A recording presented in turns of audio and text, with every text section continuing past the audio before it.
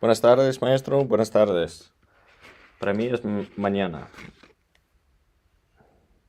Para mí es mañana. Para mí es la mañana.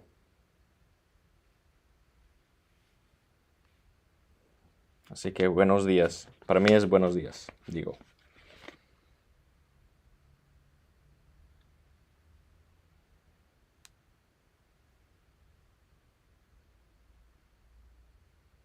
Eso va estupendo. Gracias. Gracias, muchas gracias. Estaba calentando esto. La barra. ¿Cómo se dice? No es barra, es... ¿cómo se dice clay? Ay, se me escapa. Lo estaba calentando y se derritió. Y había diferentes colores mezclándose y no me gusta cuando eso pase, así que tuve que quitar los que estaban derretiendo. I was warming up the clay with the heat gun.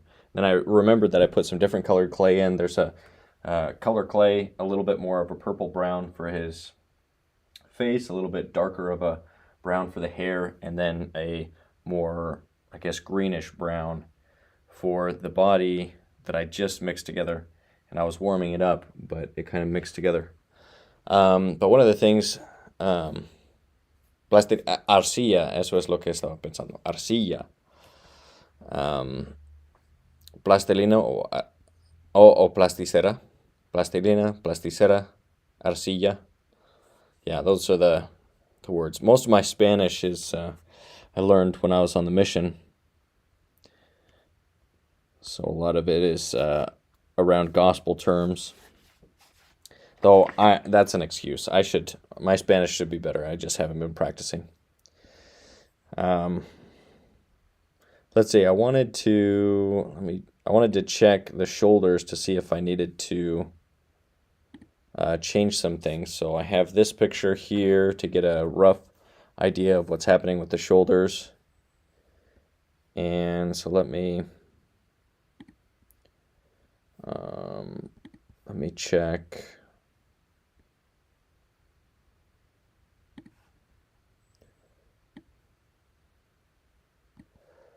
Put it something. So what I'm trying to line up is the top of the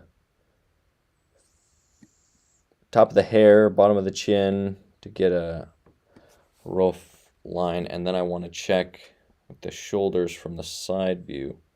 It's like a little bit 3/4. Let me see what that looks like.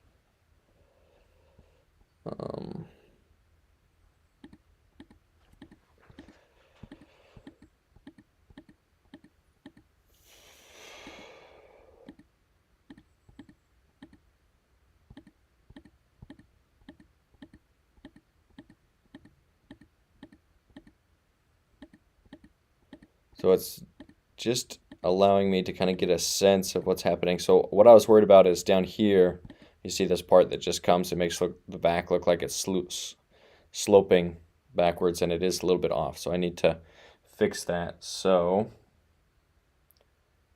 let me do that before I keep going. Just gonna cut away some of this clay that I've put in. I can change what's happening back here.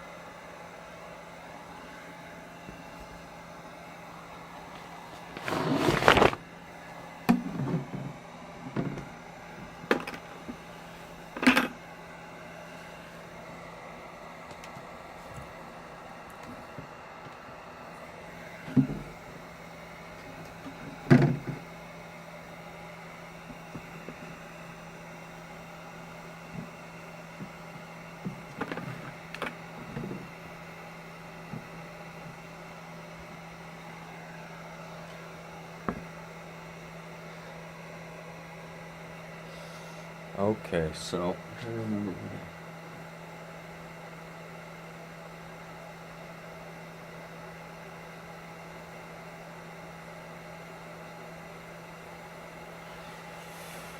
Okay.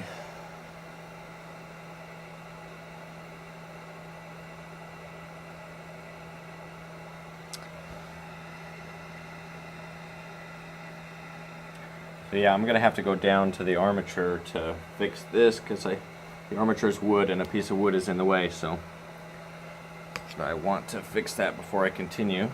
So that means back to the back.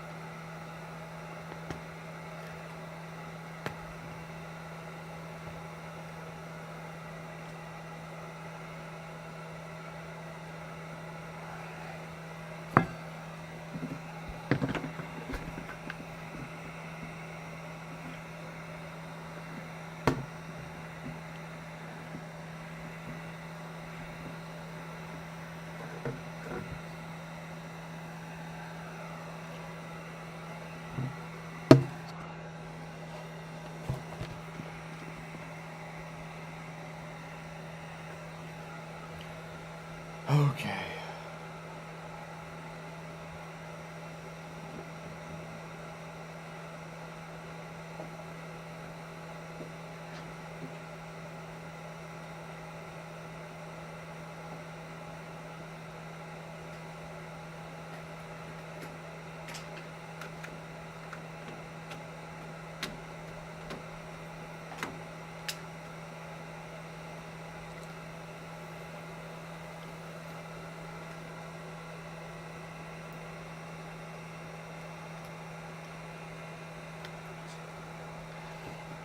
Arcilla, plastilina.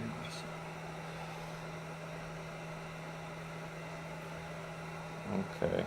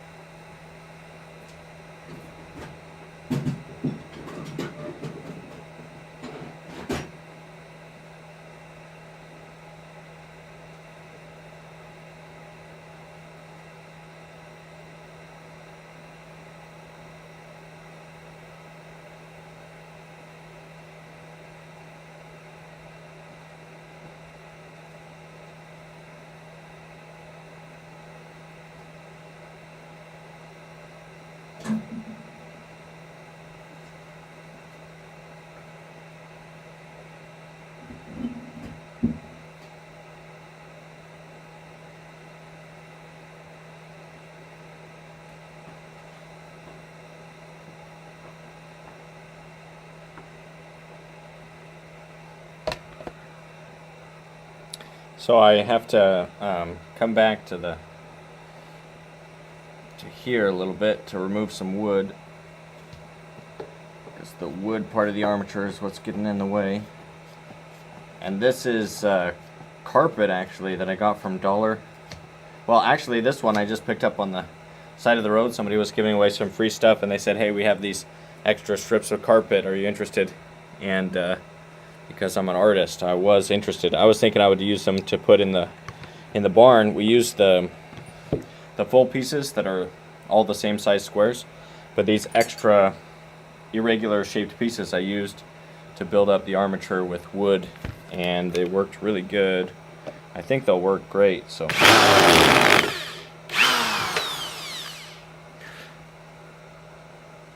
got to be resourceful when you're an artist and you don't have a budget.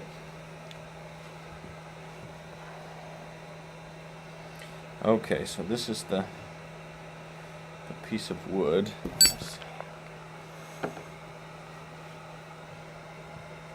Trying to see if I could take the wood out.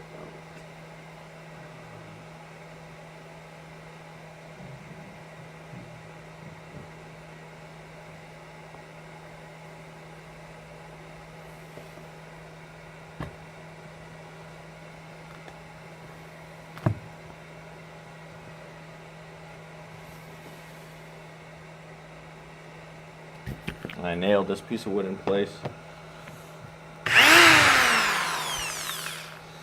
So we'll see if it comes out willingly.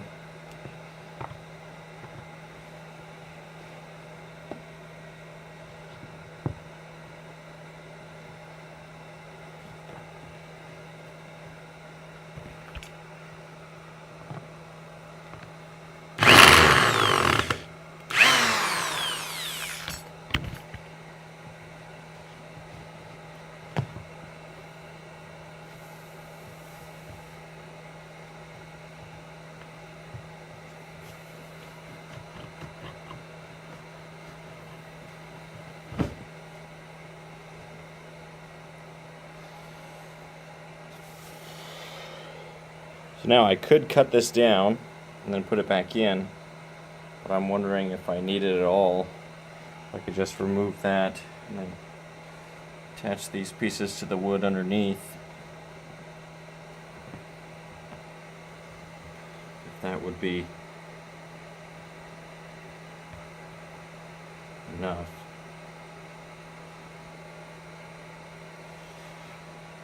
I think I'm just going to do that. I'm just going to remove that piece of wood, put these underneath. I think that'll give me close to the right proportions without being changing it too dramatically. I think that piece of wood was just going to get in the way, so I'll probably lift these a little bit.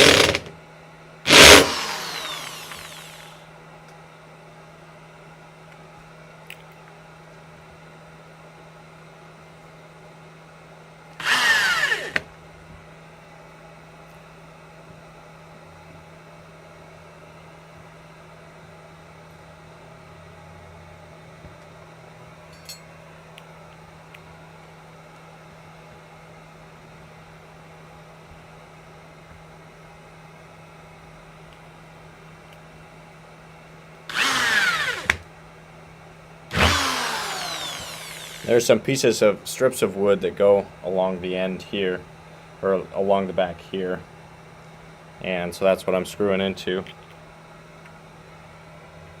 I can find them.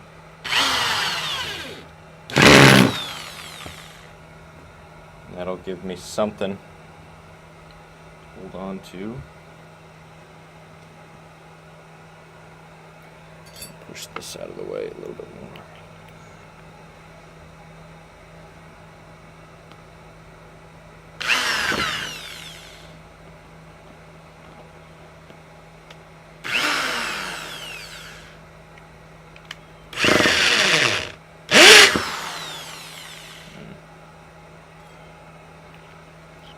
again.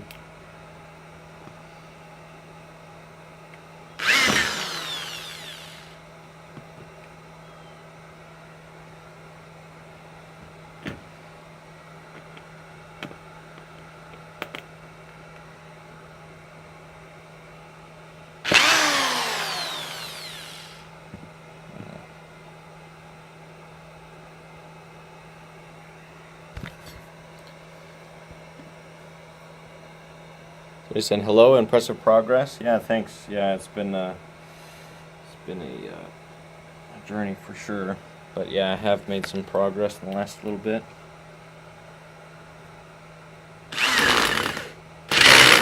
There we go.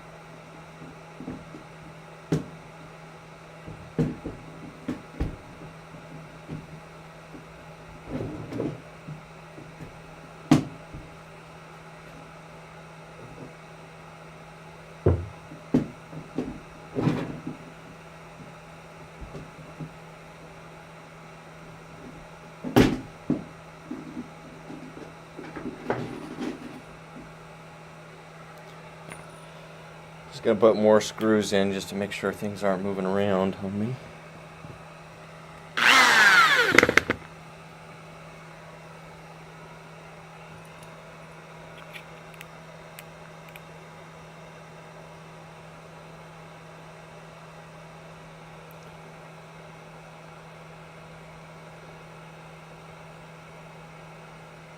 Just watched the movie Snake Eyes, This World is Crazy. I haven't seen that. I can't comment on that. But yeah, the world is crazy. That's true.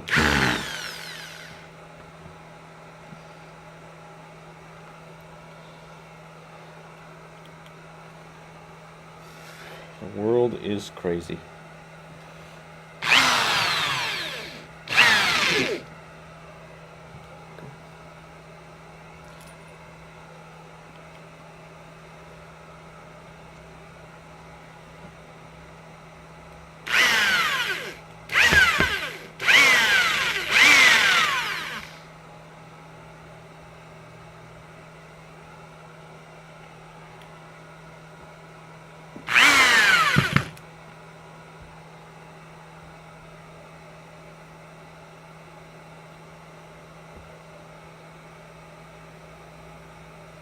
Okay, I think that's better. Better than what it was.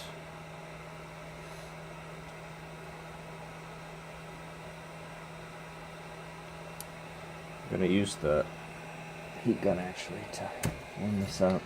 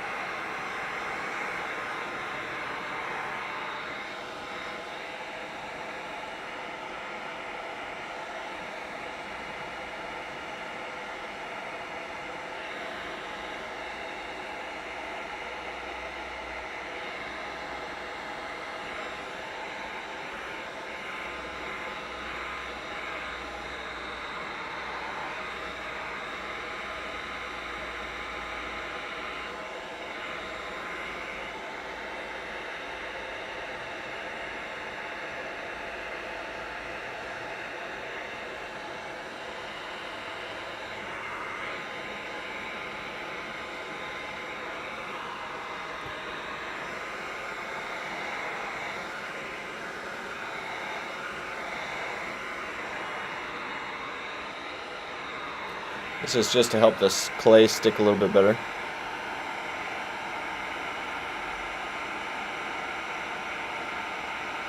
Someone's asking what's a good sculpture for my project. I don't know what project you're doing, so that'd be hard to say without knowing more details.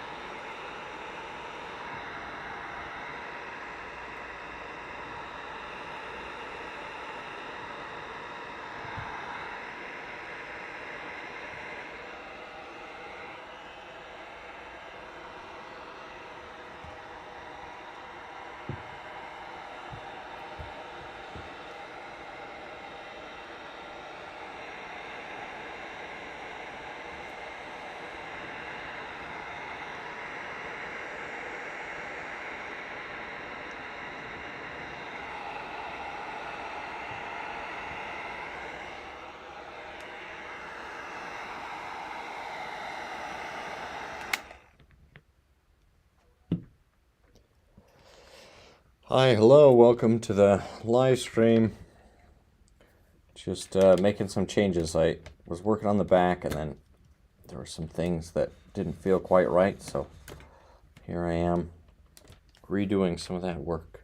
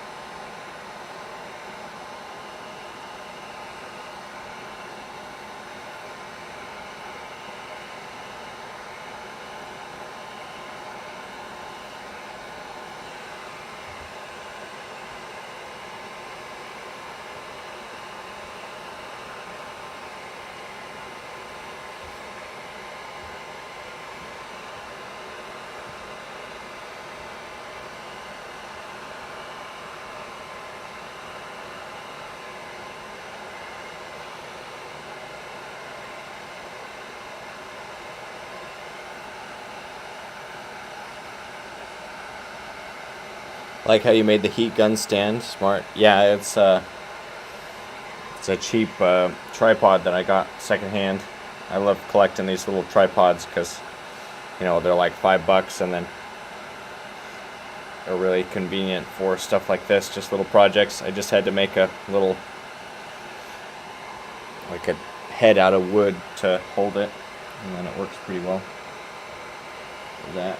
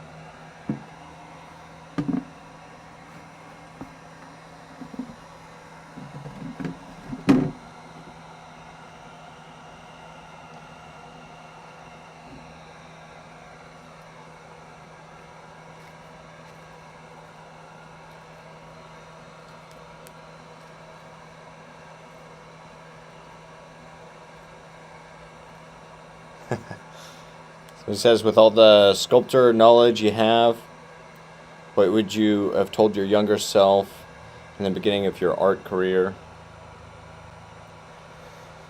I probably would have said to, actually, I probably would have encouraged my younger self to start a YouTube channel a little bit earlier and take it more seriously, like from the beginning, like build a audience there. Because if I would have started when I was, in high school or something, and took that part of it seriously, the content creation side of things, then I think I would be a lot better by now. And it's just easier to market anything when you have that experience, when you're able to communicate through video and stuff. So I think if I would have taken it more seriously and done it better earlier, might have been easier to get some more traction on places like YouTube. I mean, I think it's still a good idea for anybody, but there's way more people creating content now than when I was, a teen. So if I could go back, I would say I would recommend that there's just a value in creating content, and then I think that would have helped as I became an artist. That's a lot of what I do. A lot of the marketing that I do is just through content on YouTube. So I think if I would have started 5 or 10 years earlier than I did, I still started like 10 years ago, but it's a slow grind, and I think it would have helped a lot. So that's probably the advice I would have given.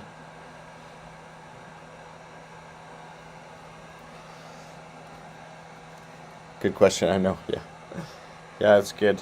As far as other stuff,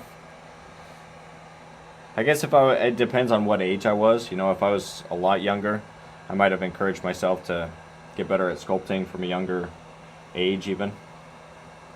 If I knew I was going to be a sculptor as opposed to somebody that did drawing or something, maybe I would have started a little bit earlier. And I think that would have helped.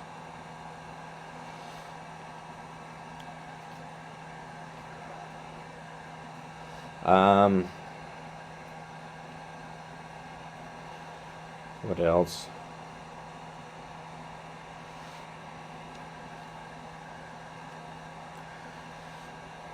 Other advice I've given myself.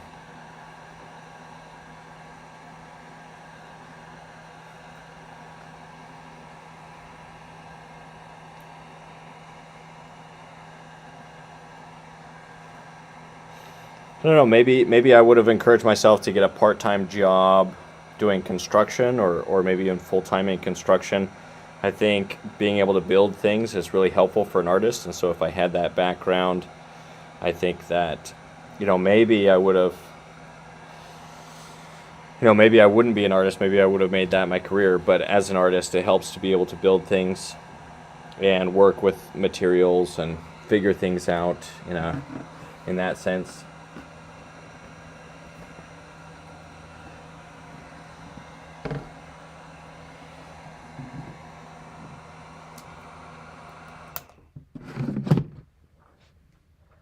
So maybe doing more construction related jobs, and now building my studio and everything. Though that skill is, I mean, really, for anybody, those are good skills to just be able to fix things and build things, and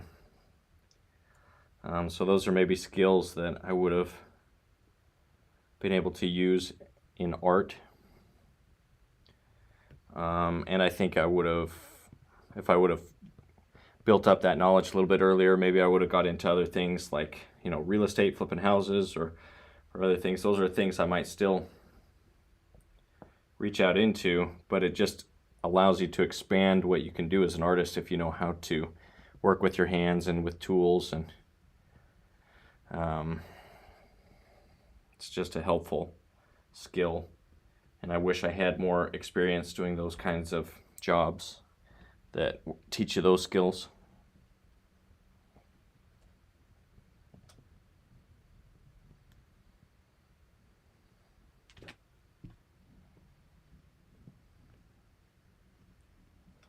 So my advice, interesting, my advice to myself as an artist are things that have very little to do with art.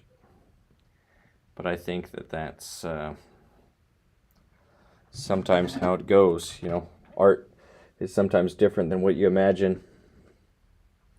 It can be a lot of like mold making or repetition and or marketing, or like there's these other things that we don't think about as part of being a professional artist, but they're definitely part of it.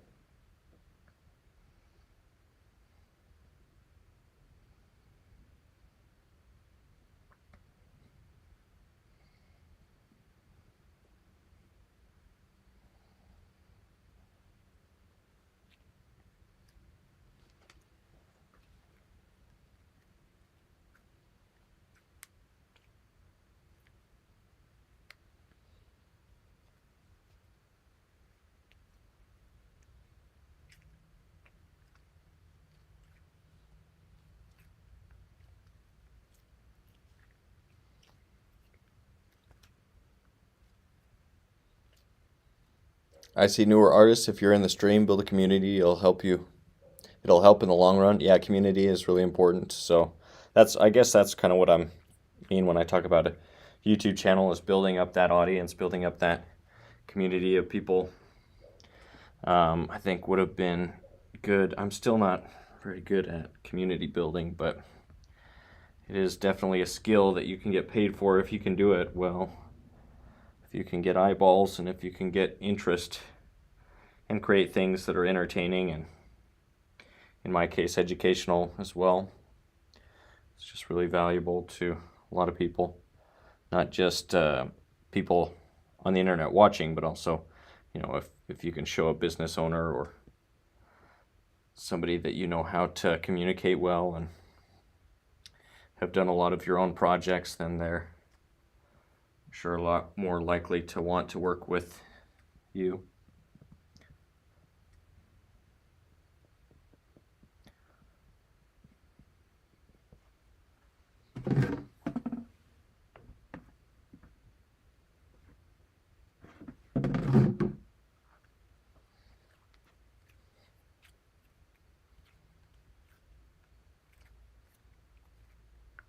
Take notes from this wonderful artist. I know I will. Well, I don't know if I'm a wonderful artist.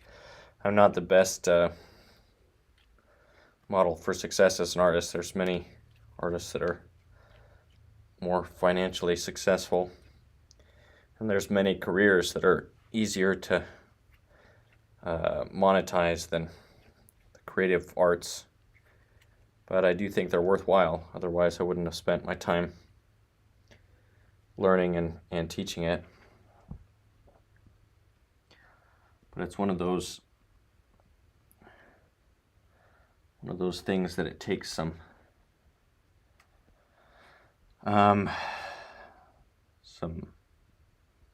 intellectual rigor to figure out why it's something that people should be willing to invest time and money into, not just as artists, but also the encouraging the patrons of the arts to spend money on good art and on the creation of good art, because without the patrons, then there's no financial incentive to create great works of art.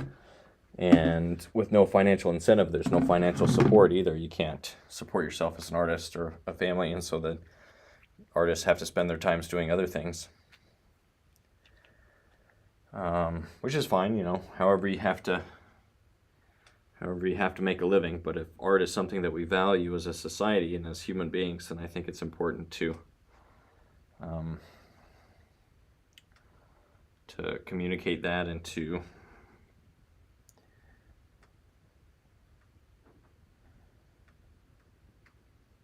sell that message. By sell, I just mean communicate. Not like a salesperson, just it's a way to communicate.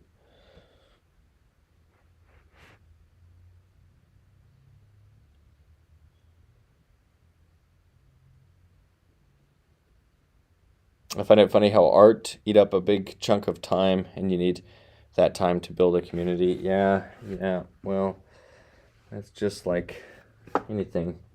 Like a lot of the art I do just takes, it's just, it's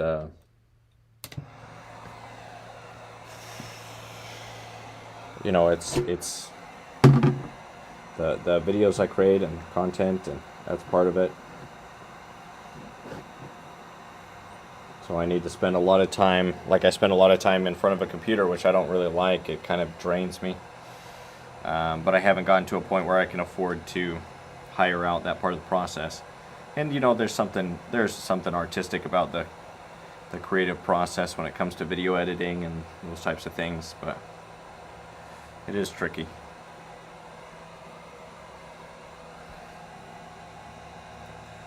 How do you balance your time between dad artists and husband, or between dad and husband and artist? I always wondered. Well, it's kind of tricky when you work from home. It's easy to just be in that work mode all the time. So I guess just trying to be conscious of how you use your time. And I'm not saying I'm the best at it. I probably waste more time than I should. Well, I definitely waste more time than I should. But just being conscious on how you spend your time, and when you're there with family members, trying to be present, trying to remove distractions. I try to have one day of the week where I don't use technology or social media or anything. So Sunday I have a break from all that, and I think that's a good thing for everybody to do. That's a personal thing that I do. And yeah, I guess just realizing, just being grateful. I'm very grateful as a father, and recognizing that this is going to be like a short amount of time that I'll get with my kids when they're little. And then once it's gone, they're gone. They're going to grow up. They're going to go to other places and do other things and have their own families. And I definitely won't have as much time with them. And so that's something that I try to keep in mind, is the fleeting nature of the time I have to be with them right now. That time's not gonna last forever, and I'll miss it. I already know I'm gonna miss it. Parents always talk about how excited they are to get the kids out of the house. And I don't feel that way at all. I feel like I'm just gonna miss this time so much, 'cause it's just great. My son, well, one of my sons just turned 2 today. It's 2. And it's just great. It's just great having young kids. Pretty soon we're gonna find out if my wife is pregnant with a boy or a girl, and inviting a new person to the family is very exciting. And life is good with family. Family is like that is the purpose and meaning of life. And so if you feel meaningless or hopeless or something, I'd say try to build those relationships with your family that you already have. And if you haven't made steps towards starting and creating a family of your own, then I encourage you to do that, because it's the best. It's the best thing. And there's a lot of people trying to sell a view that family is just like this big burden, just this big responsibility. It's all toil, and it's all, that's just garbage. Like, my kids are the best part of my life. So if you forego having children or forego marriage and just to be a perpetual, to allow yourself to live a self-centered, childish life, I think that's just a shame. It's just a shame. There's so much more to life.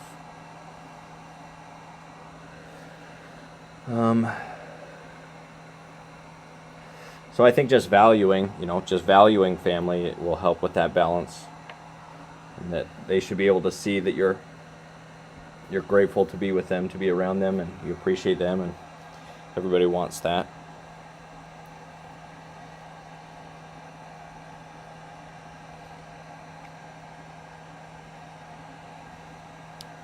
No tech, I gotta try that. Happy birthday for your son. Thanks. Yeah, he's great. He's daddy's boy, and he likes building things, so we get to build things together. Something else I've been trying to do is start to do projects more with my kids, with them. Like we're building. This last week we built a secret. We built like a bookshelf that is going to be a door to this little room in the house. We call it the secret room. Well, I guess it's not secret if I tell everybody about it, but that was a fun project, and the kids helped with that. And I want to try doing more of those types of things where we just build things together and create memories that way. I think that's a good thing.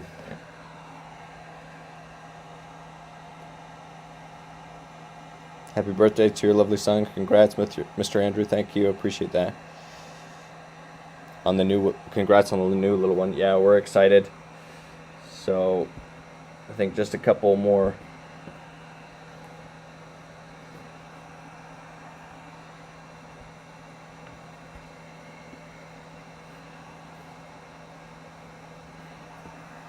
Couple more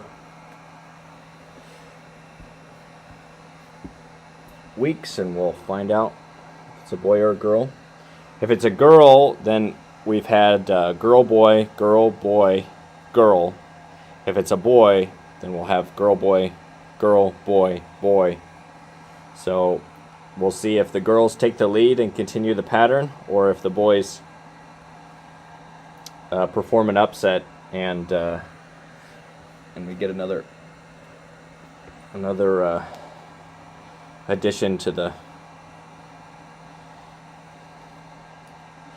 boys' side of the roster.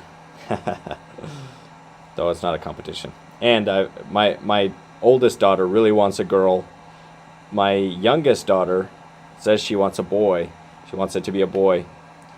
And then the other two don't seem to mind either way. So we'll see. But whatever it is, whether it's a boy or a girl, we're going to be excited. It's a blessing.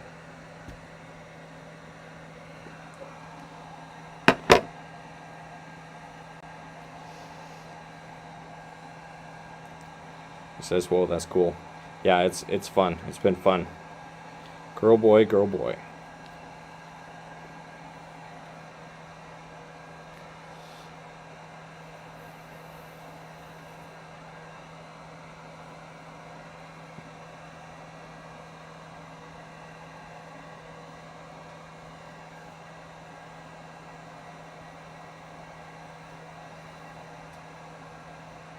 I like building these pockets in. That kind of helps keep the weight down a little bit by having this be somewhat hollow in places.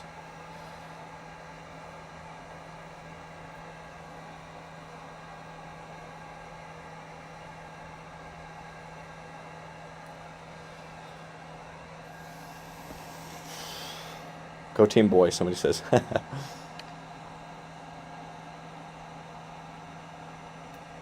Have you already planned out names? We have a few names in mind. We'll see what it ends up being.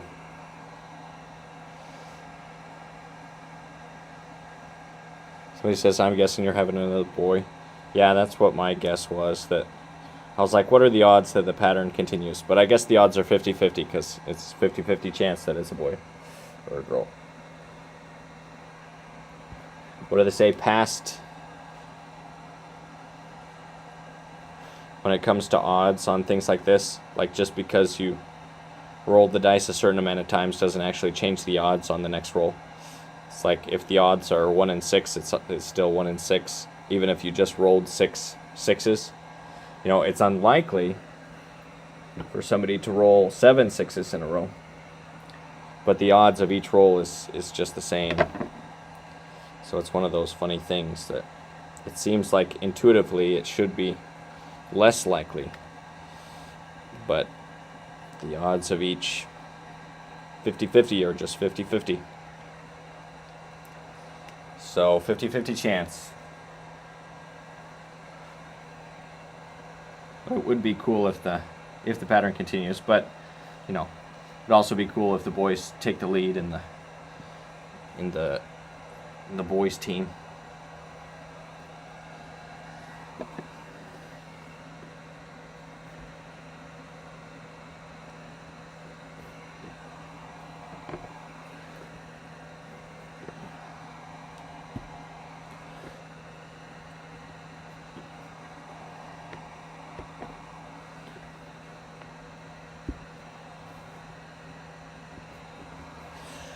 I need to get a better tool. I guess I need to make a better tool for taking the clay out. Maybe that's another project. Because I have this knife, but when I put a lot of pressure, it just wants to spin. Because you need to have the tool connected in the middle. But I don't currently have a way to do that. Maybe I need to get some stuff and create a heavier duty tool for that.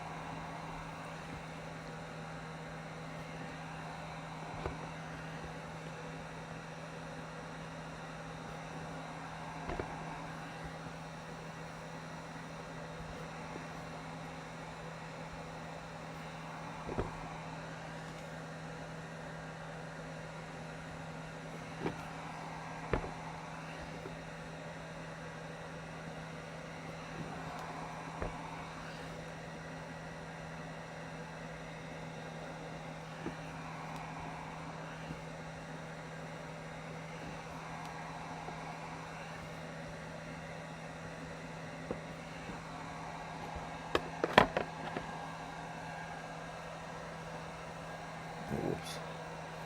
Oh, I forgot to press record.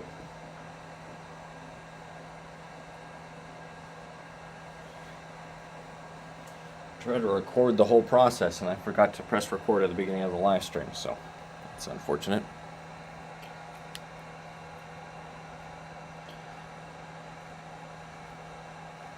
If you were going to start a new YouTube channel, what kind of content would you post? If I was to do a different one, well, I did start a different one for a little bit that was doing more drawing, but then as soon as I started it, I stopped drawing. Like, I started doing some drawings at the beginning of the year, and then as soon as I started a new channel for just drawing content, I just stopped drawing. So I don't know. I guess not drawing, because once I started that. I don't know, it'd be fun to do like a political commentary channel. I like politics and stuff. That's kind of something that doesn't clash very well with art. Most art audiences are more left-leaning, so it's not really a it's not really always a good idea to do political commentary type stuff on an art channel, on an art focused channel, or it doesn't really make monetary sense a lot of the time. But I like politics, so maybe it would be like some sort of political commentary channel. So yeah, I might still do that at some point. But people talked to me about that and said, and I didn't feel good about it in the past, because I felt like it would be me hiding my beliefs, and I wanted to be able to say what I believed on my own channel, on the Andrew Joseph Keith channel, to have this be kind of all of my interests.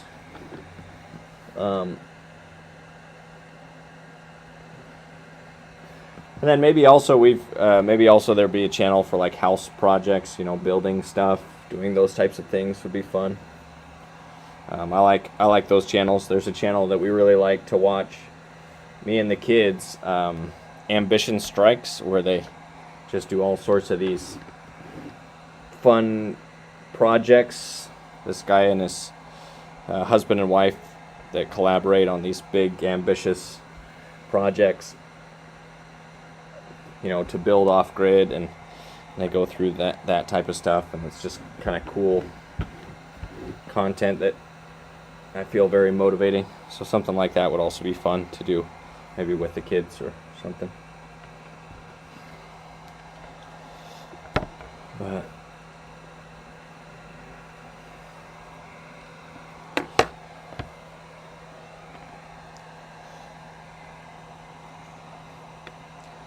I don't know, it's hard. Building a new channel is hard, and anything is hard. And I started the channel that was more YouTube, or that was more drawing, but then I found it just to be more draining to do 2 channels. So I've been hesitant to start another one.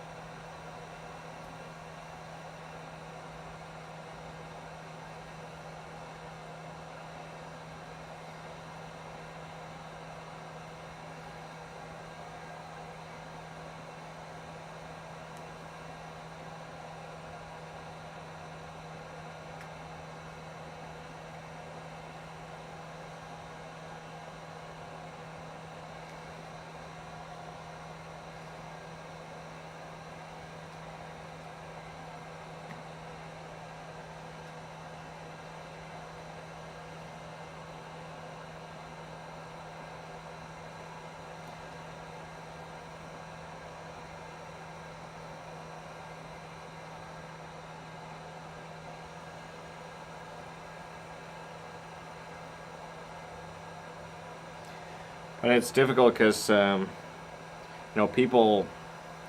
audience capture is a real thing, where your audience expects a specific type of content, and then if you do anything else, then usually it performs very poorly. And so that's just the reality of content creation, is people want just a very specific niche, one thing. And, I like to do all sorts of stuff. I like sculpting. I like, building out the barn. I like political stuff. I like religious stuff, commenting on that. And so it's like, or it's, when you're so scattered, it's kind of, you put yourself at a little bit of a disadvantage. You want to be a little bit more consistent. There's less personalities, unless you're like a Mr. Beast, or somebody that has a reputation for doing videos. Well, even with Mr. Beast, like he kind of has to do these super, he has to do what he's done. If he tries to do like just a vlog or anything, that would perform pretty bad. So he has a reputation. He has to kind of fulfill that role, which is, you know, good as well. But it's kind of limits you to what you can do. There might be something that he's interested in that he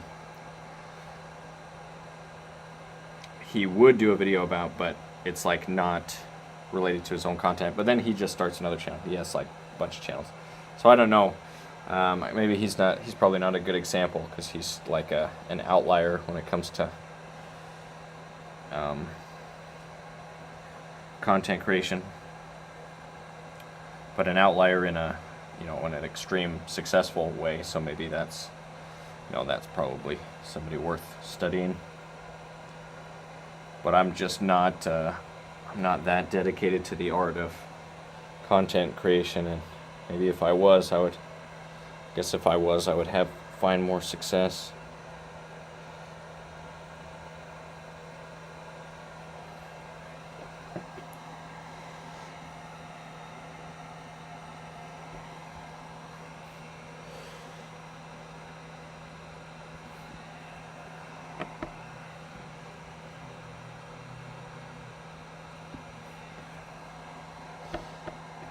But I appreciate the questions. She always has such good questions. So, thanks.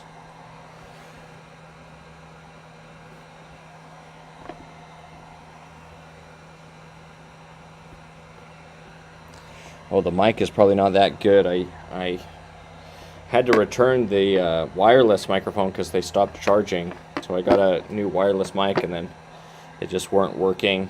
So I had to return them, and I'll have to do some research and maybe get a different brand or something, because I did like having a wireless microphone, but it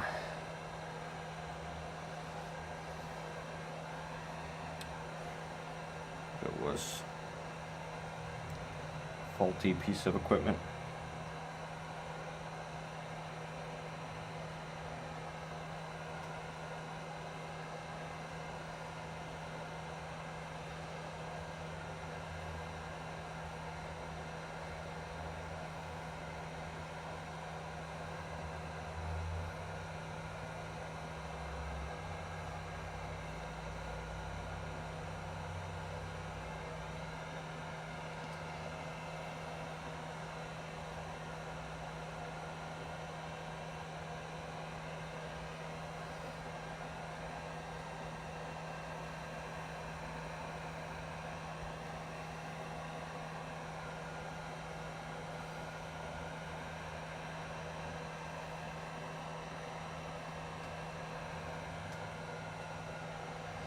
It's going to become harder to work on this. Today it cooled down quite a bit.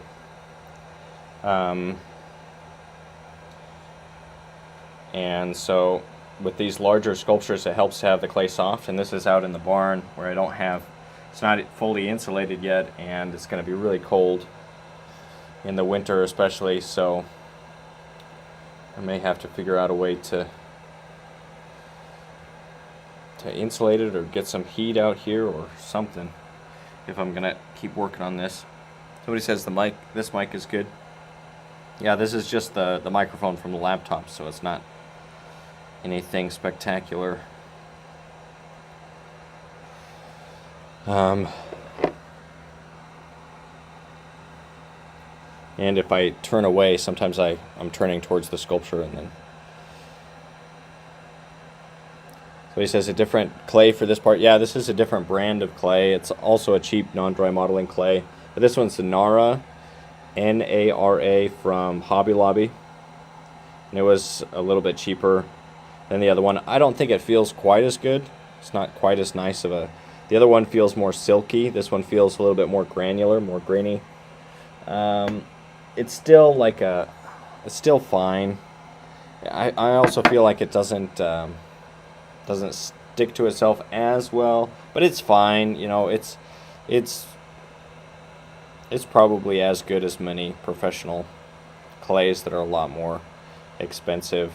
I just like the other one a little bit better, but it is like this one is like 2/3 the price. I think this one is around $2 a pound, unless you can get it on sale for $1 a pound, which is, you know, then it's really cheap.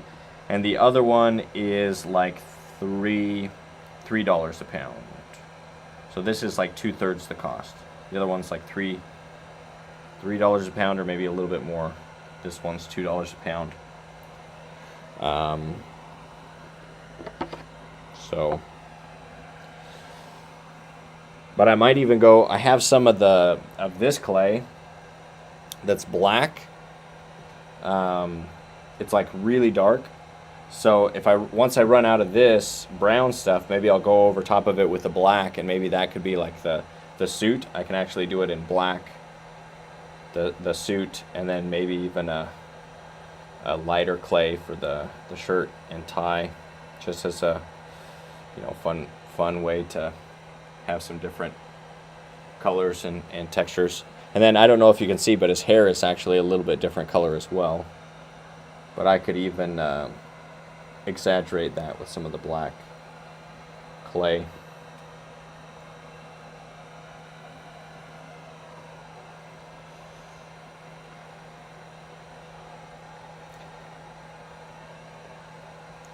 Then I built a heavy-duty sculpture stand, so this one is able to hold some more weight than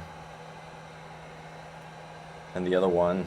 The other ones couldn't support just the head, and now I probably added, once I finish with this bucket, I'll have added another 50 pounds, or like 55 or maybe 60 pounds of clay onto this. So this will probably be, and it was maybe 60 maybe this is 60 pounds, 60 and 60, so it'll be like 120 pounds. So it's starting to get up there in the weight.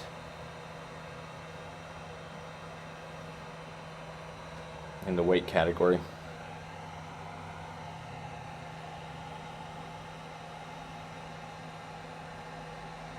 Another person says the mic is good. Which one?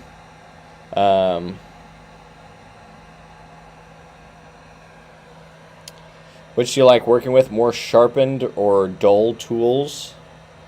I guess I like dull-ish tools. I like these types of knives that kind of come to a flatter point, but that don't have ridges. These butter knives are really nice to work with. And it's not sharp, like you won't cut yourself with it, but it comes to a very tight edge. And these are great for just like drawing in. Like if I was to draw in the center line here, it's just great for marking things out, drawing in, you know, different stuff. Works great for that. Could mark in where I think like the clavicles will be, and those types of things. Really good for those. So I guess maybe a little bit duller tools. You know, unless it's like I'm cutting wood, then obviously you want sharp tools. But for just sculpting and plastering, working with plaster, I noticed that it is helpful to have a little bit duller tools like plaster knives. If it's too sharp, you scrape the walls. So having worked the tools a little bit, it makes them actually nicer. And I think that that's the same for clay a lot of the time.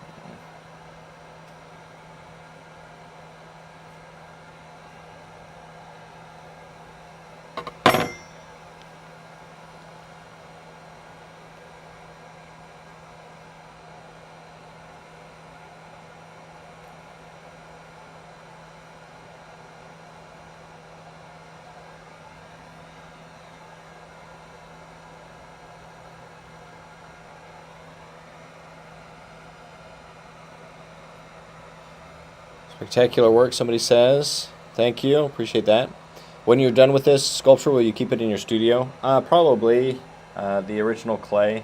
I mean, hopefully I'll be able to find somebody that'll, a patron or a patron group that's willing to invest in the mold. That's still my hope for this piece, that if I make it and do a good job, that there will be a buyer that'll come and find it. So that is the ultimate goal. But as far as the original sculpture, if I am able to get it back from the foundry, I'll probably put it up somewhere in the background. I do like to keep the original sculptures in clay when I can, unless I like have a big project and I need clay and there's a sculpture that I didn't like too much, then maybe I'll cannibalize it for another project. But for the most part, I like to keep the originals, just because I think that's a good, a good thing. And if you can afford it, it does require more space and more money because you got to buy new materials. But I like to do that when I can.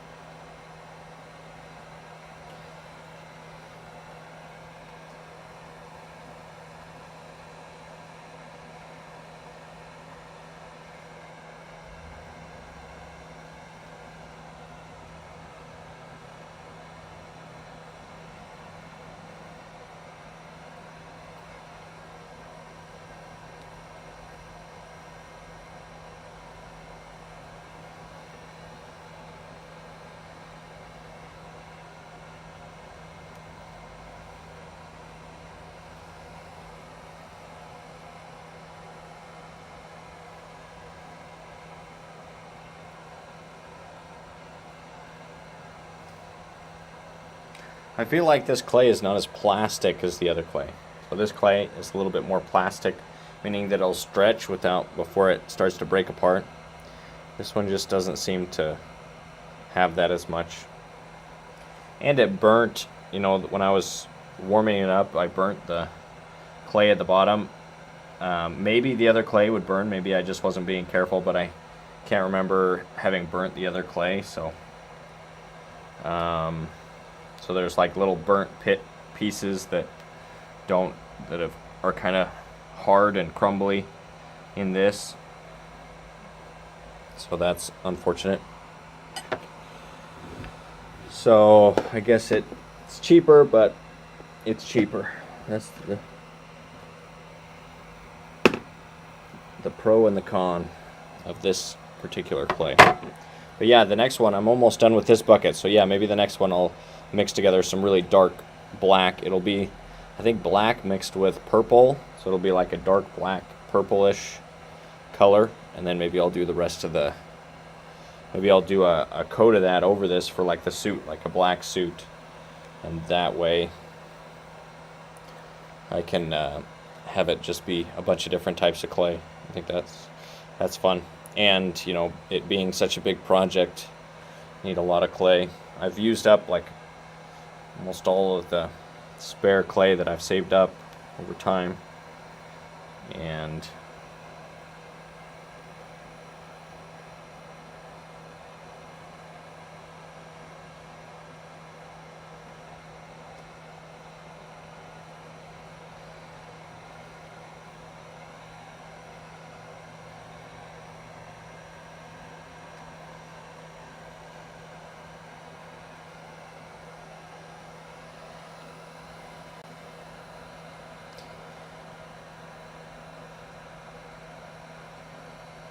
don't forget that the heat gun rests so you don't overheat. Yeah, I do have an eye on it, so it's not melting too much.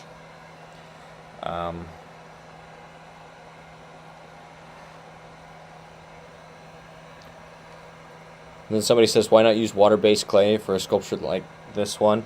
That's probably what I should have done. But water-based clay also requires quite a bit of maintenance. You have to cover it with like plastic every time, and I used wood for the armature, and so usually you'd have to seal the wood, which is just so that it doesn't mold and then fall apart inside. And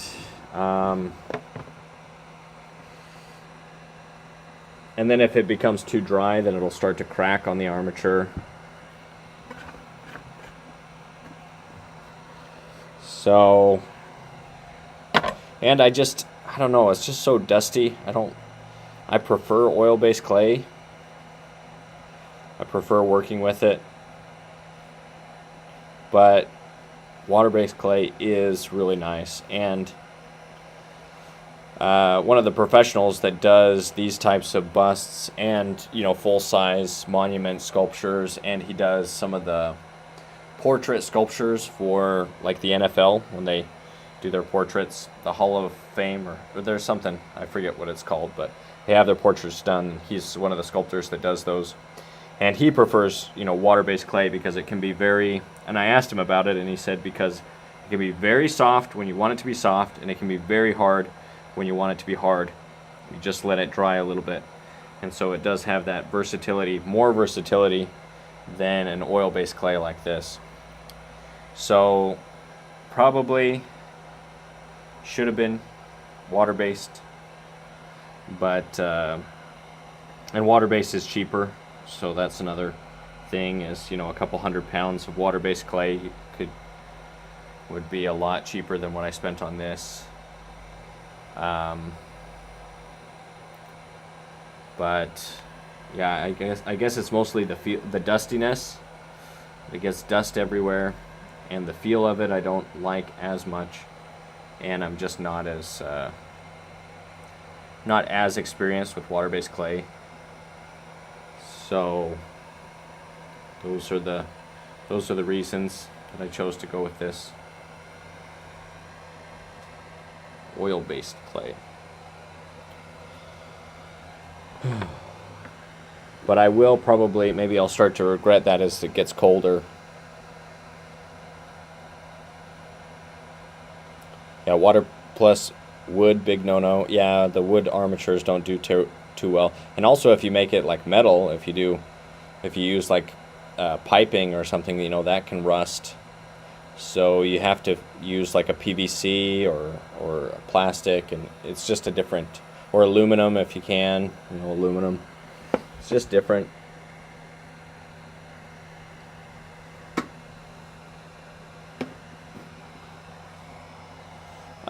But if you have access to a kiln, if I had a kiln, I'd probably do more, you know, natural clay, because then I could just fire the projects as I go. That would be nice.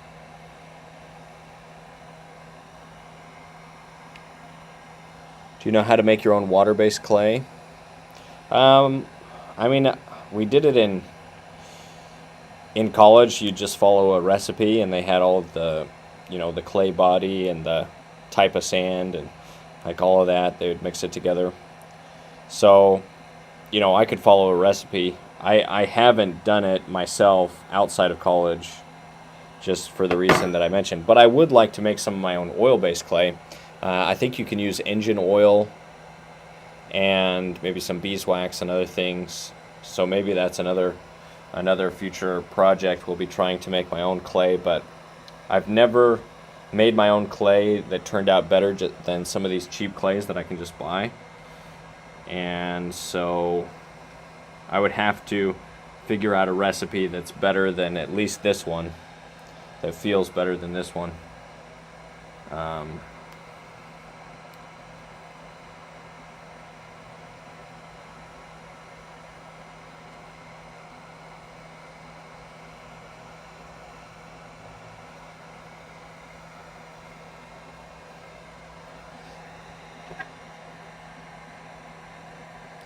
So he says, "Love this sculpture, Andrew." Thanks, I appreciate that. It's It's been a project, quite a project, but I've enjoyed it as well. I think it's been good for me to be able to build. It's been fun. So I'd rather Charlie Kirk still be alive. But since they've decided to make a martyr of him, I think it's appropriate to make memorials and kind of continue the fight that he fought. I wouldn't have ever made this if he wasn't assassinated. Even if he just passed away from natural causes, I probably wouldn't have made this. But when there's something that feels so unjust and evil, you just have to, I don't know, it just called to me as an artist to do something. And I just did the only thing I can do as an artist, which is create something new. And hopefully it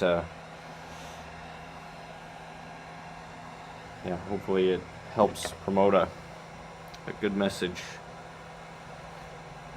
Though there's a lot of people that don't believe in the message that he spent his life promoting, obviously. But I believe in a lot of what he said. I find very few clips where I was, disagreeing with the points that he would make. And I think honest people,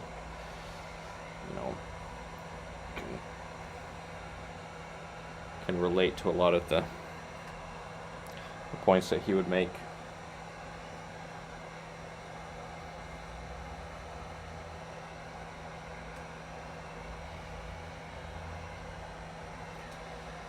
Okay, let me see.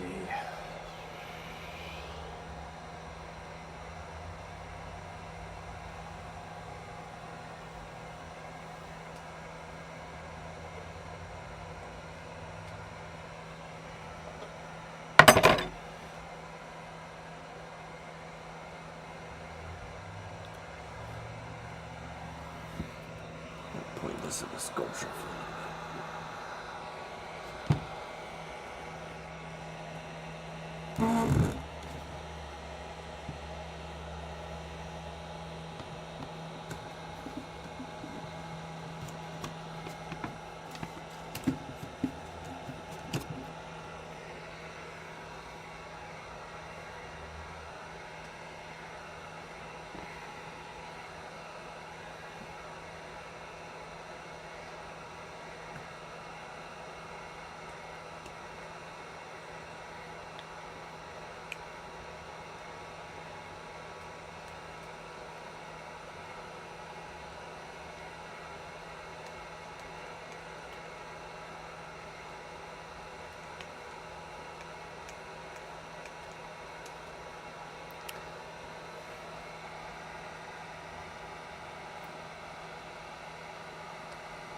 So it says that could be a fun video idea. I don't remember what I was talking about. I guess that's the problem. There's a little bit of a delay, and then sometimes I don't see the comments as soon as they go up. But I don't remember what I was talking about. But I'm sure if I said it, it was a great video idea. Actually, no, I'm not too sure about that because my videos actually don't perform super well. So.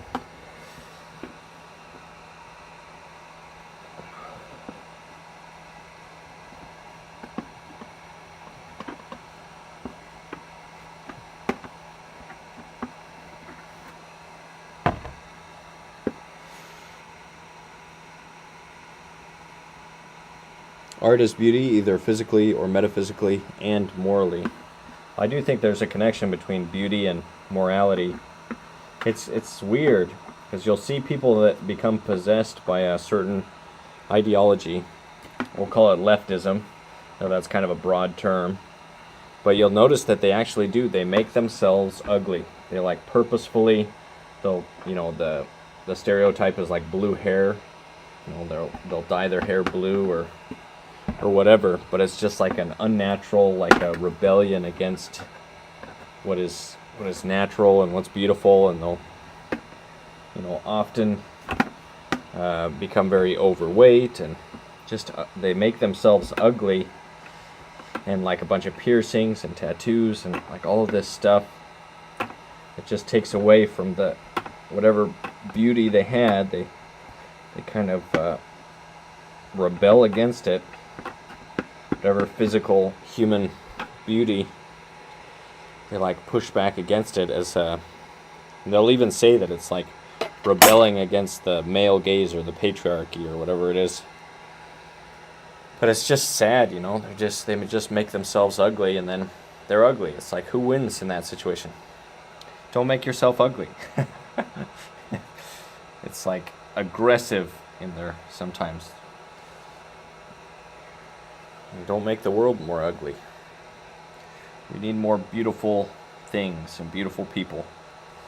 And a lot of that comes down to the choices you make, you know. If you have a vice that causes you to overeat or be lazy, not exercise, you know, that's going to show physically.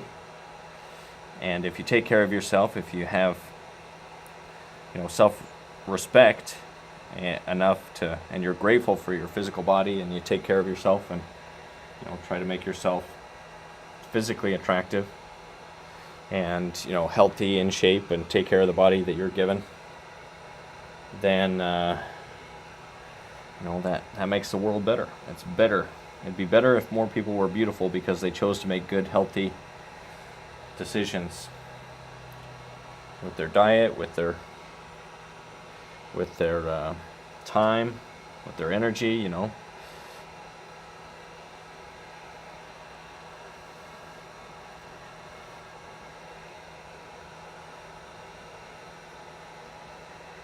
So I do think that those, you know, bad ideas make you and make the world uglier.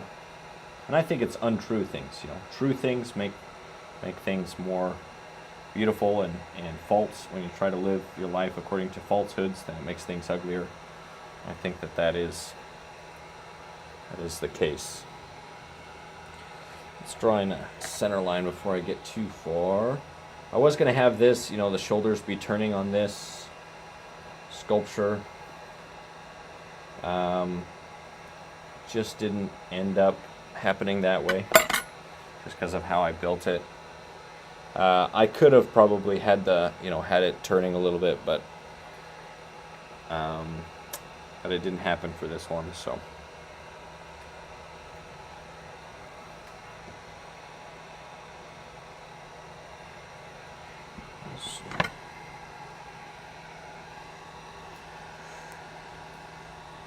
Go, Andrew, somebody says. Somebody says, yeah, who wants to be ugly? Well, there's a lot of people out there that appear to want to be ugly. I mean, it's like, yeah, why would you want to be ugly? But they're out there. You see them, those people that you're like, oh, they spend a lot of time and energy. Like, they like went to the barber and said, hey, how can I, like, give me a haircut that will make me less attractive. Give me a haircut that will like repulse normal people away from me. And the barbers are all too happy to oblige. And you see them out there with their ugly faces. And it's like, you know, some of them, it's like, oh, you could be an attractive person if you weren't working so hard to make yourself ugly. Somebody says, quote, don't make yourself ugly, Andrew Joseph Keith. Yeah, that's a good quote from me. Yeah, I should have that. I should post that on my Twitter or something. I guess it's not Twitter anymore, it's X. But that is a good quote, and I stand by that. Don't make yourself more ugly. It's not kind. It's like assaulting. Stop assaulting our eyeballs with your ugliness. You know, work on yourself. Make yourself better, more attractive. And that's for everybody, you know. It's not like it's like everybody should work on themselves. Should try to take good care of the body they've been given. Everybody should do that. It's not just talking to men and women. Anybody can make themselves ugly by not taking care of themselves, not eating healthy, giving into vices. We all have vices. We all have, bad habits that we fall into. Some of them are more. It's unfortunate because those that fall into the vice of like gluttony and slothfulness, lazy. They're just lazy and they eat a lot. It's unfortunate, but that's one of the vices that you wear around. You like physically carry that around, and for people to see.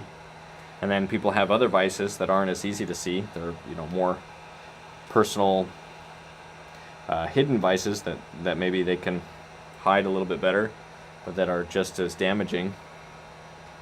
So people should work on those, those invisible vices, but we should all work on our vices, on our controlling our passions. And I'm definitely, included in that. I should work on my issues too. We should all work on our issues.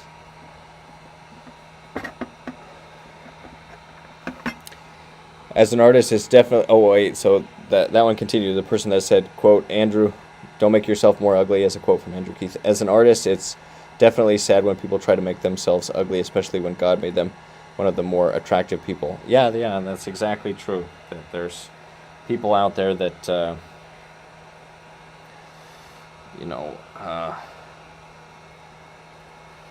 it's like they're like aggressive with how ugly they are trying to be. They're like pushing it in your face. And it's like, okay, we get it. We get it.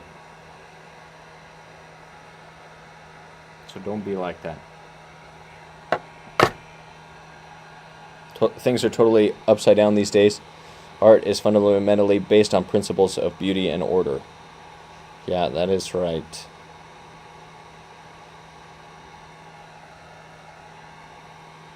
Since you're using a clay that cannot be fired, will you mold and cast the sculpture? That is the plan.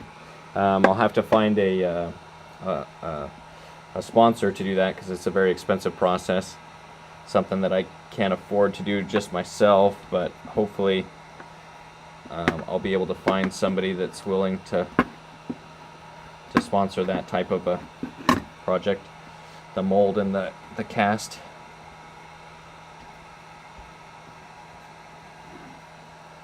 Yep, I'm almost out of clay, so then I'll need to probably make a new batch.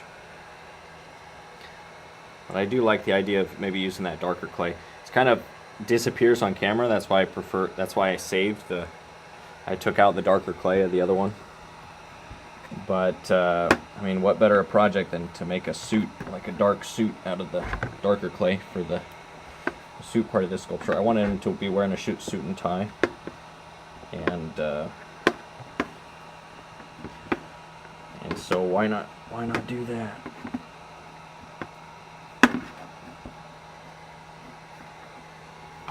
How would you find a sponsor? I probably just need to reach out to the organizations that have said that they're going to do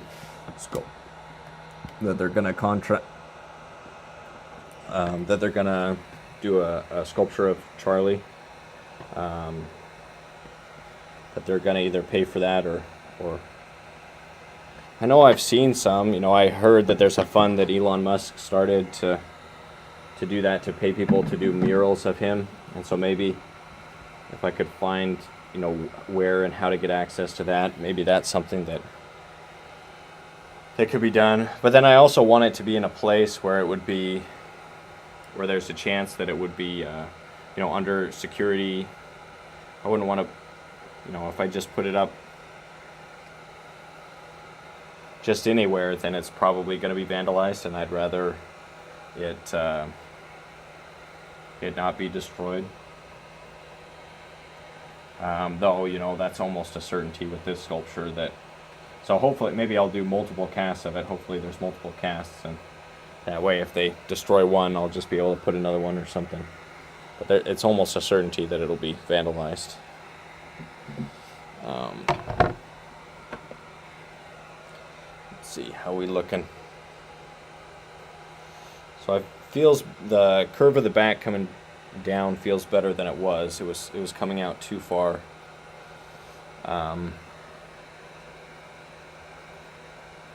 So it's nice to feel that things are coming together a little bit better.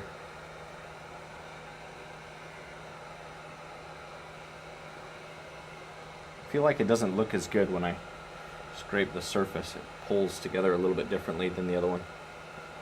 So I definitely like the other clay a little bit better. The Dollar Tree non-dry modeling clay is one of my favorite clays to melt together, and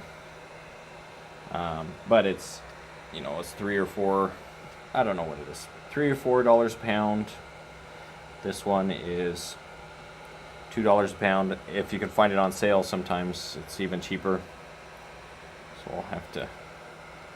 So that's why I got this one, because I knew I'd need a lot of clay for the project. And I got this shortly after I started the project, and now I used up basically 50 pounds of the clay, which is what was in this bucket.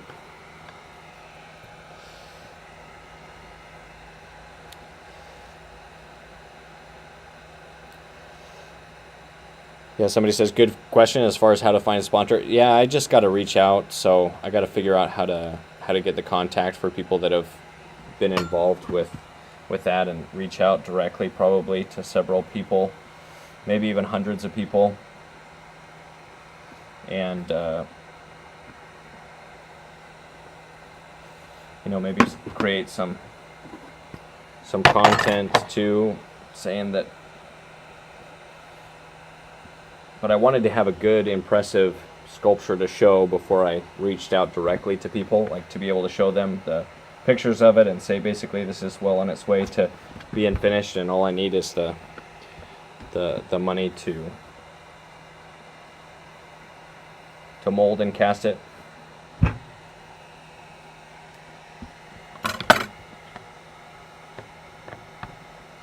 Portrait's looking awesome. I was wondering, what's your main source of income? Teaching, commissions, working from the studio, or anything else? My main source of income is the online courses that I teach, the Figure Sculpting Fundamentals course, the Portrait Sculpting course, the Hand Sculpting course. I think the most, and out of those courses, the Figure Sculpting Fundamentals course is the one that sells the most. I believe it's actually hard to track exactly which sales are from which course, but I'm pretty sure that the Figure Sculpting Fundamentals course is the #1 seller. I need to double check on that, because that is something that I should know, but I'm pretty sure that that's the case. So that's a main source of income, and that's usually around, you know, it fluctuates. Some months are higher, some months are lower, but I'd say over the last 4 years since the course came out, it's like $2,000 to $2,500 a month from those online courses, like on average. And that's the majority of my income. And so the sculpture shows, or if I sell sculptures, that's on top of that generally. Some months are, you know, low. I think this last month is probably going to be a little bit slower. I think last month was kind of slow. It was like 1,000. I think it was like 1,700 from the courses. So it fluctuates, goes up and down, and there's sometimes, you know, there's returns and things that happen from time to time. Because there is a money back guarantee that's like if you don't like the course, then you get your money back, and so sometimes people take advantage of that. But for the most part, you know, people that have gotten the course have really enjoyed it. I think it's like 99.6% positive feedback from the course. So as far as what people say about it, they like they like those courses. I do a show once a year, the Sculpture in the Park show. That's in Loveland, Colorado. And this last year I made $12,000 worth of sales, and then the show takes a third of that. So I got, what did I get? 8,000 out of that. And so that was $8,000. So that's was kind of nice to have a little bit of bump. But you know, sometimes we like eat into our savings, because I have because sales are not super consistent. So I had to kind of build back up savings. So the money goes fast when it comes in, because I try to build up our savings and investments and all those things. And I try to have an emergency fund. We actually need to fund it a little bit more, or we should. But you know, though, that sales something that we usually see a little bit of a bump in. And then, you know, occasionally I'll do a commission sculpture or sell a sculpture on eBay. You know, some of my stonework I'll sell every once in a while, but those are not super consistent, and most of the sales come from the Sculpture in the Park show that I do. I'm not in any galleries currently, so that's maybe something that I need to work on, though. I have a feeling that a lot of galleries are not super friendly to conservatives but that's no excuse. I should just reach out anyway. But maybe that's like part of the reason that I haven't reached out as much as I should. So maybe I'm shooting myself in the foot. But there's probably some galleries that actually would prefer to work with conservatives. So I just need to find those and work with those.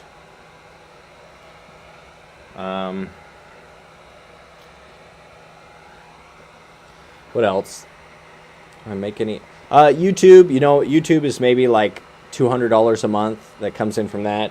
Patreon, I haven't been very good at advertising for my Patreon. That has some exclusive content over there, and that one, you know, at the height it was maybe like $115 a month. I think it's as much as I ever made on Patreon. I think now it's dropped down to like closer to $40 a month, just because I don't advertise for that very much. I guess I don't like Patreon the company too much. It seems also kind of to have a liberal bias, but I guess that's just everybody, just all the big tech companies probably. So that maybe I'm just making excuses. I shouldn't make excuses. So anyway, that one's very, you know, not that much. And then I do have some ebooks, an Artist X-Ray Vision. Those are also, that's something that is also very little. You know, that's maybe averaging like $50 a month or something. So I do have, you know, different things here and there, but the courses are far and away the biggest chunk of change that I get every month. And I'm working on the stone sculpting course, and so that's another thing that hopefully will increase that monthly income a little bit.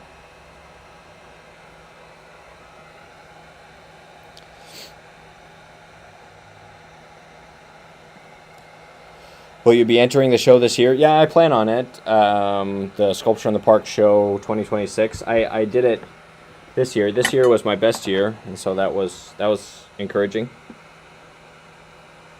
So I plan on applying for it again. Usually, if your sales are high enough, then they invite you back automatically. So hopefully this year I'll get that invite. I got it last year, so I'm hoping that I get it again this year.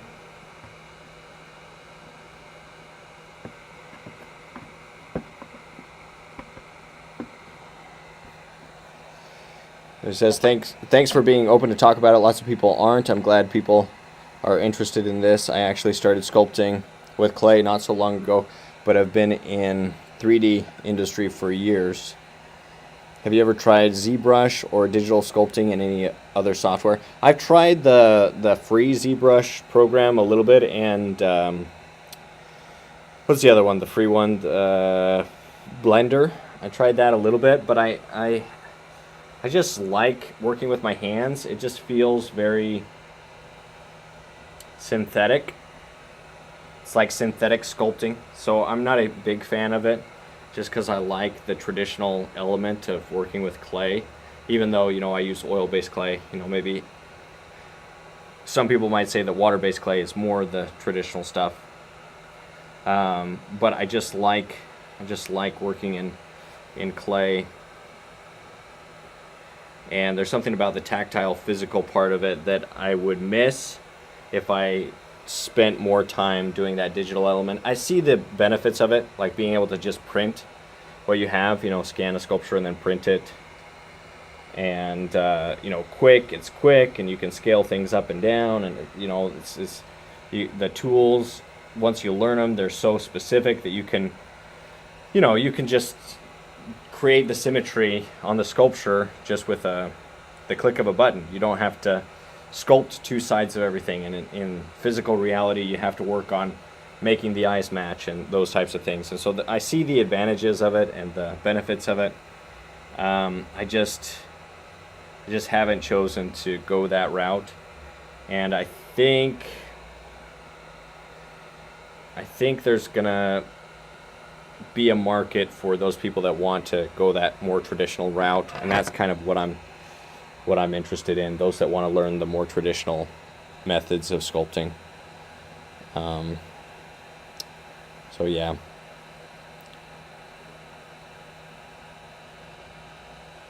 What happens if a person doesn't get an invite? You have to apply. So you can go to Sculpture in the Park if you're interested. If you're in the U.S. or I think it's open to artists all around the world. But you go to Sculpture in the Park or Loveland, Colorado. You Google like Loveland, Colorado Sculpture in the Park. There's a website. I forget exactly what the website is, but there's an artist application there. I think you have to pay. And it might be through Call for Entry, which is a website where they have these types of applications. And so you have to submit at least 4 images of your work. I'm pretty sure that they do it through Call for Entry, but there'd be a link on the website. Call for Entry or Cafe. It's like, I think it's the Artist Cafe or something like that. That is the website that they do it through, and then you can create a portfolio and upload images to that website and then apply to the Sculpture in the Park, the Loveland, Colorado Sculpture in the Park show. There's a fee to do it. I don't remember if it's $10 or $20 or what the fee is to apply. Then you're juried, and if your work is accepted, if they say this work is high enough quality for the show, then you're allowed into the show. And then you're asked to pay a $100 fee for the stuff that they do on their end. So that goes towards paying for the booth and other things. But $100 for most shows, that's pretty reasonable. They make most of their money from the commission sculpture, which for the commission that they get, which I actually prefer a little bit, because then our incentives are aligned. Everybody working there wants the sales to be good, because that's where the organization gets its money. That's where people there get their money, and that's how we as artists get the money. So the incentives are all aligned for everybody want there to be a lot of sales. And then if you get juried in, there's $100. I talked about the $100, and then you go a couple days early and set up your booth, and they have seminars for new artists, and they're really helpful. They have a bunch of volunteers that help with it. It's a really great sculpture program. I definitely recommend anybody interested apply. I actually met a sculptor from Utah who had seen my work, who was familiar with my work online and had learned some from it, and he applied for the show. He's a dentist. He applied for the show and got in, and has been there for a couple years, and so he's so I actually have other students that I've seen there at the show, which is really cool. And I've seen people that are familiar with my stuff on YouTube, and it's a really great show. I definitely recommend anybody. If you have a body of work, you're supposed to bring at least like 9 sculptures. But if they're one of a kind, like my stuff is in stone, so it's one of a kind sculptures, so I can bring up to 15, because as they sell, I just bring out a new sculpture to have at my booth. I think 7. You have 7 sculptures displayed, or maybe it's 9, I don't remember, 7 to 9 sculptures displayed the whole time. So whenever one sells, I go and I get another one and put it back out. And but yeah, it's really fun. I really enjoy it. It's a great show.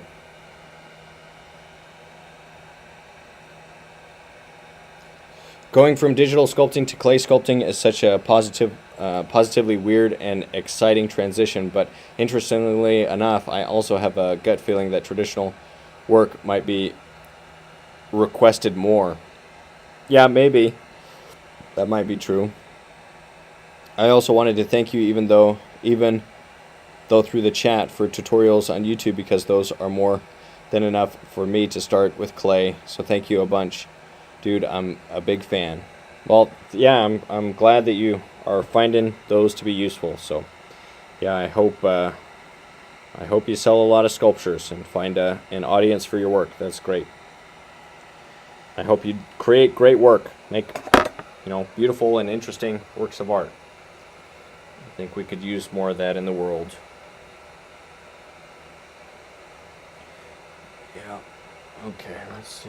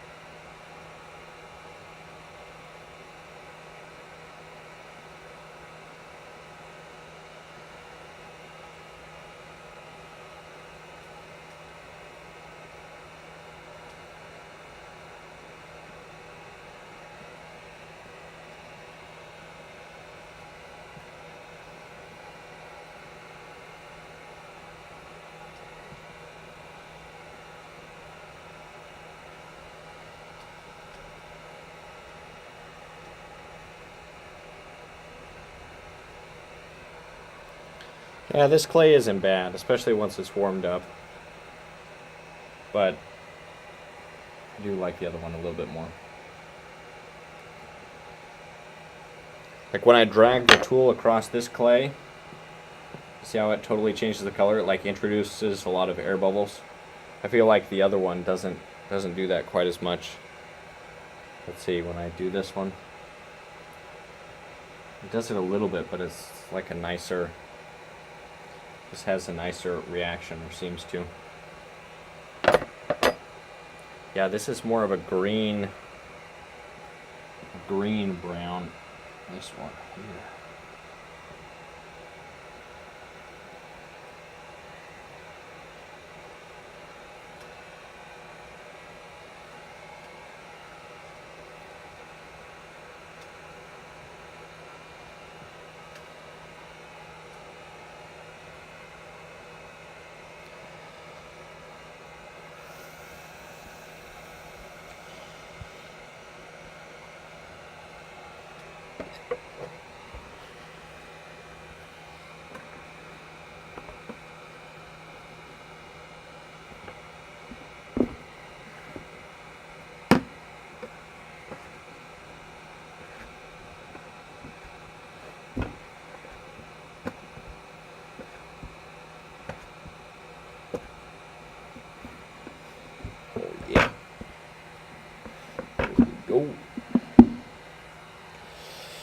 I'm almost done. This is the last of the clay in the bucket. And then I've added another 50, what is it, 50 pounds I think is what it started as. No, it was like 50, it's like 60 pounds. 60 pounds of clay.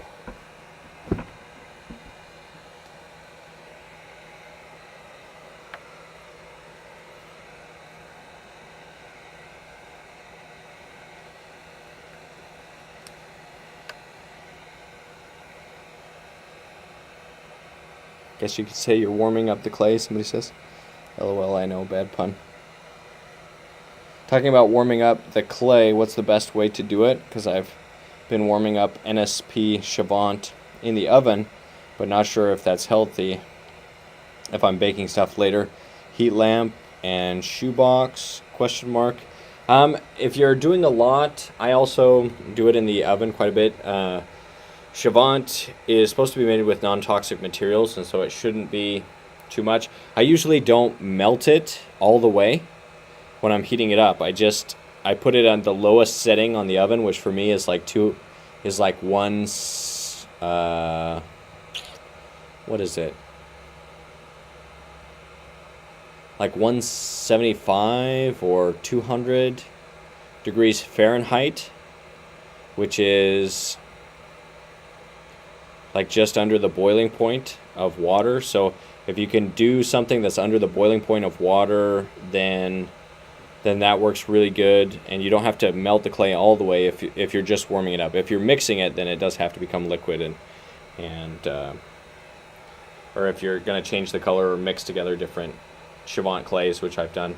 But if you're just warming it up to work on, I prefer it not to be all the way melted, because then it's just liquid.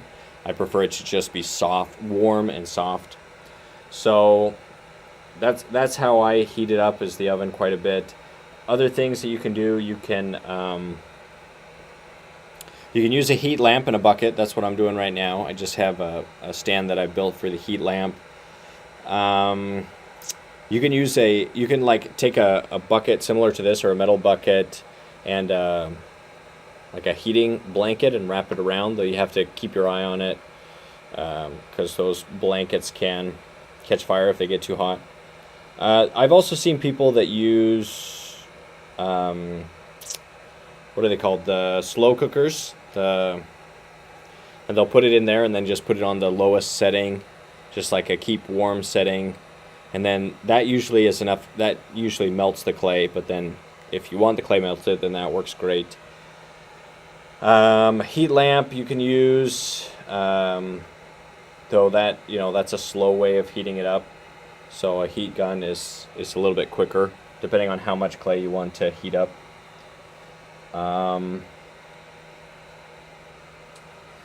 Let's see. What other methods have I used? I think those are pretty much the methods that I've used. Excuse me. Would candle warmers work? Probably. I haven't used them, but those, I mean, that might work. It sounds like something that would warm the clay. So I don't see why not.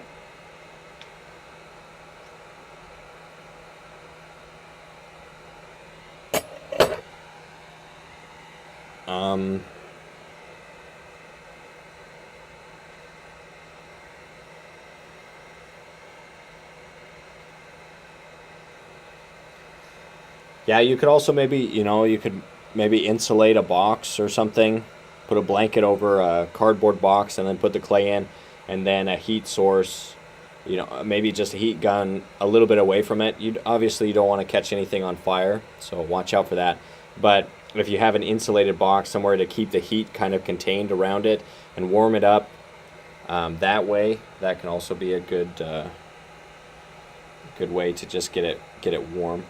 And like I said, you usually don't want it all the way melted. That actually makes it harder to work with, because then you have to wait for it to cool down and it burns your hands. And so I prefer it just to be warm, but not too warm.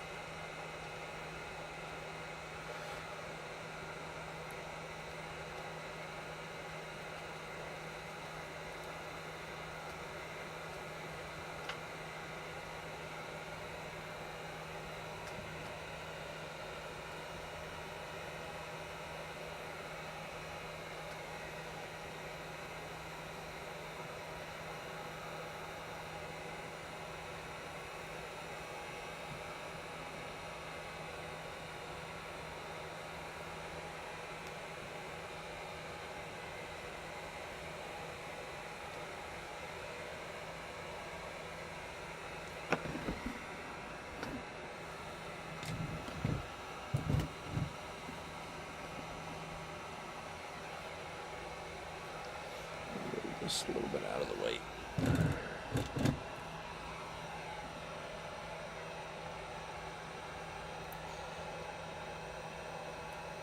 Remember, people, artists burning their hands, big no-no.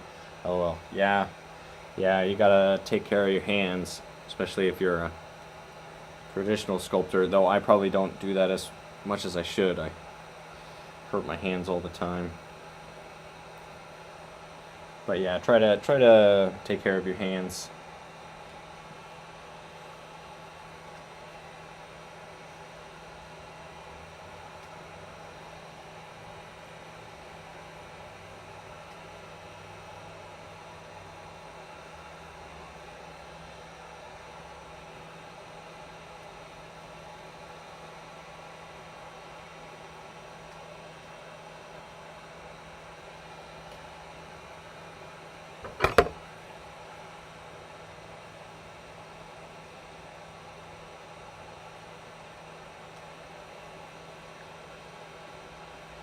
Yeah, I don't know if you can see, but this is like a burnt part. That part right there. It's kind of crumbly. So those are the parts where it burnt on the bottom of the pan that I was using. So with this clay, careful not to burn it. Stir it regularly, and then otherwise you'll have little chunks. But I took I saw that it was burnt, and I scraped it off and poured it in, so I should have just kept it separate and then scraped it off later. So I could have just avoided that by just discarding the burnt sections. So that was my bad for putting the burnt stuff back into the clay and thinking it was just the same as the other stuff. It was not. There we go. Oh, that's a little bit hot.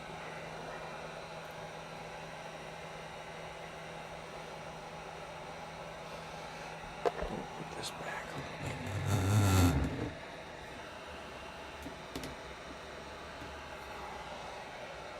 Actually, I'll turn that off for a little bit.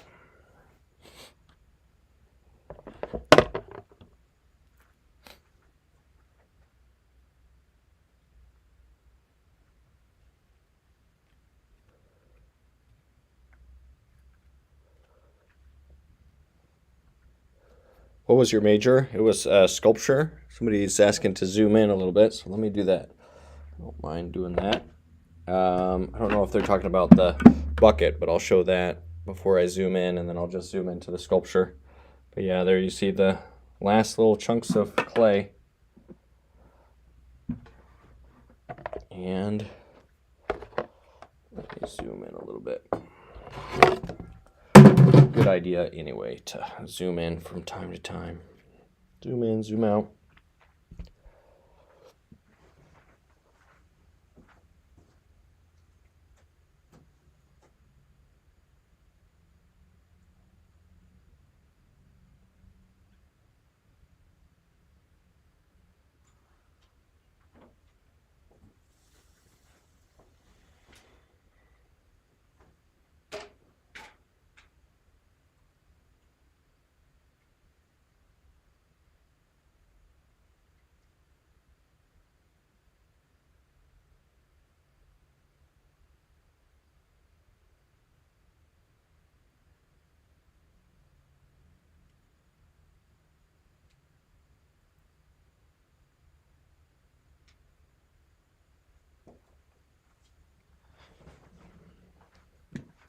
A size comparison. Here's my face. So if you know what size my face is, now you know what size the sculpture is.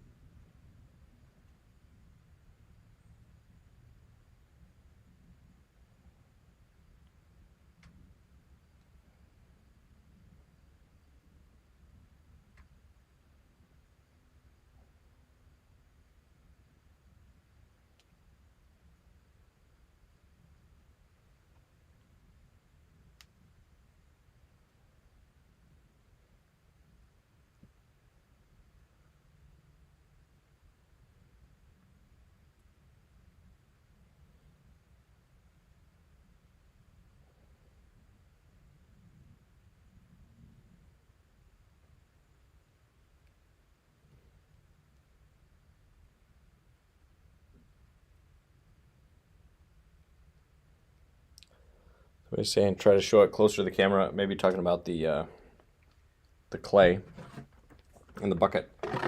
Just over here. I don't know. Can you guys see? Oh, it's kind of hard to get that in there. That's how much is left. Just warmed up.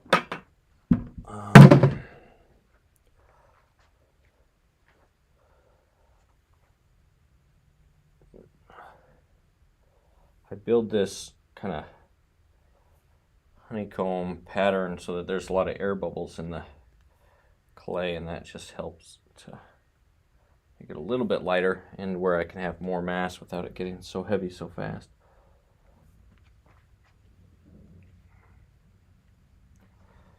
Just do that and then just lay the clay down flat.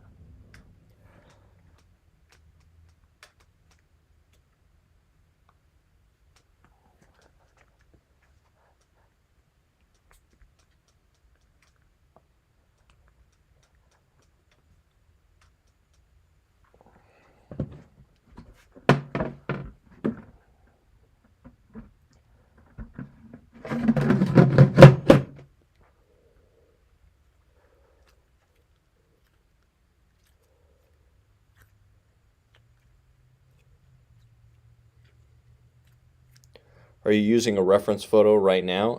No, I did use, let me bring it up.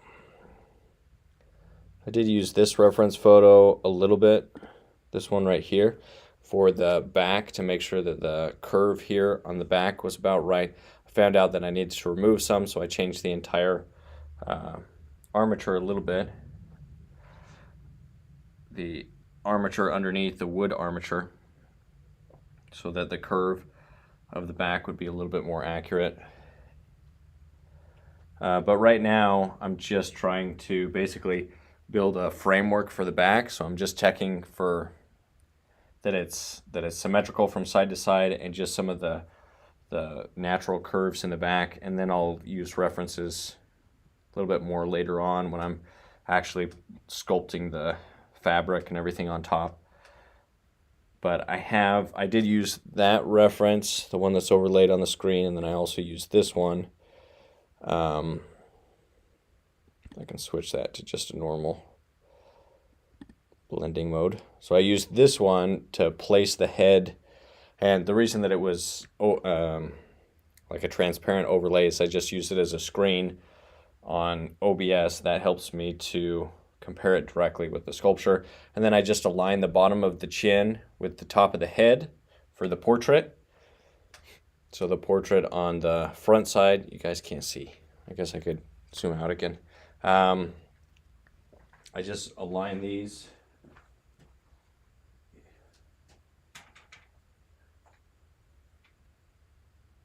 Let me zoom out.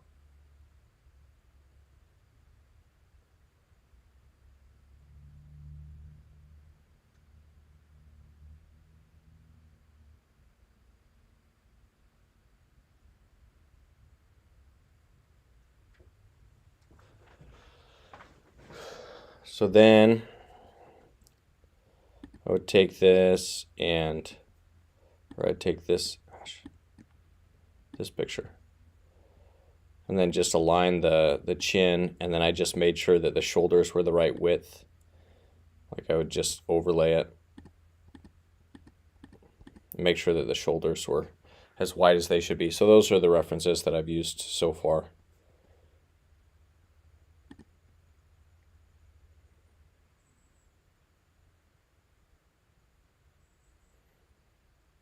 Your face is normal size. Trust me, I did accurate measurements.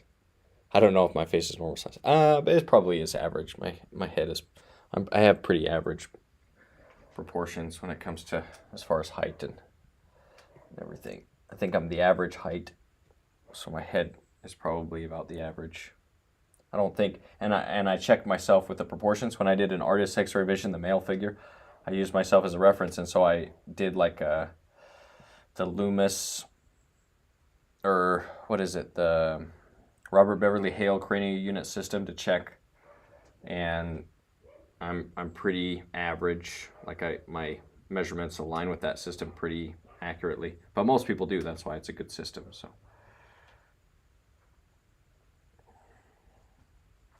just your average, ordinary, everyday superhero.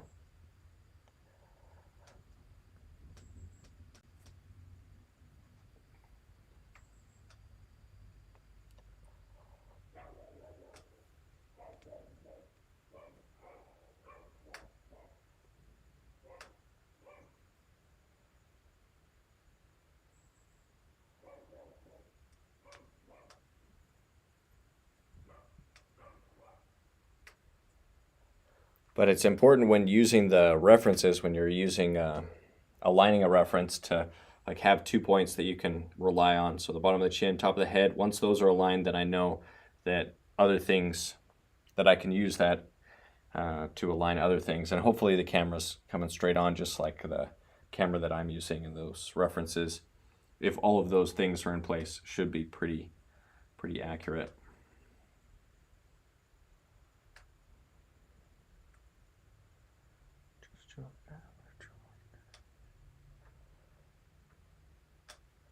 Yeah, I'm just gonna try to get this smooth, and I'll probably need to mix some more clay, but let's use up this clay that I have first.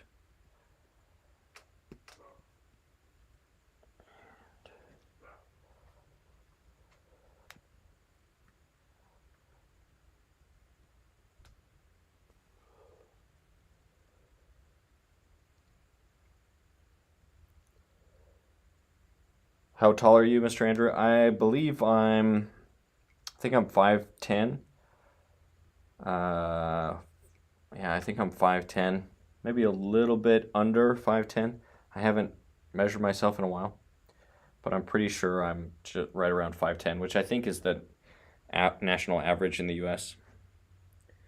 In some places it's higher, so I think some states, you have a higher average, but if you take the average of the whole country, and then I think the average of the whole world is like 5'7", something like that, for males. So I'm a little bit taller than average if you take the whole world, but if it's in the U.S., I think I'm right at the average.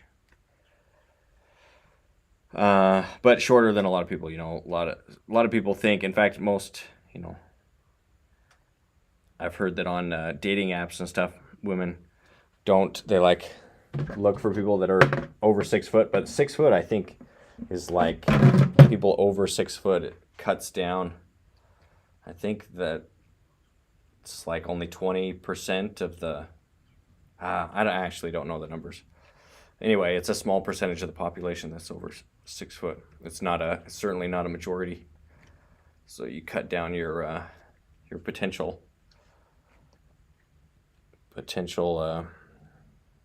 prospects if you look for somebody that's under, or that's only over 6 foot. Cut down your prospects by quite a bit. Which, if you think about it, I guess that's a big deal. If you're like a tall woman, then maybe you'd be uncomfortable with a shorter guy. But if you're like an average female, then it doesn't make that much sense to choose that one thing that doesn't really matter that much, or shouldn't matter too much, and that guys can't control. Seems like the things guys can control should have more of a weight to them. But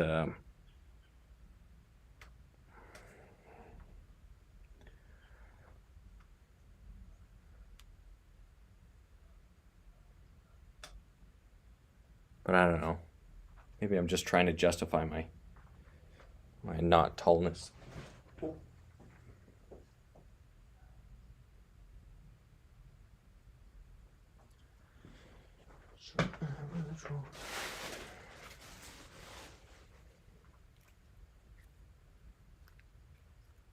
Tape measure time, somebody says. I do have a tape measure somewhere in here. I don't know if I can do it by myself, though.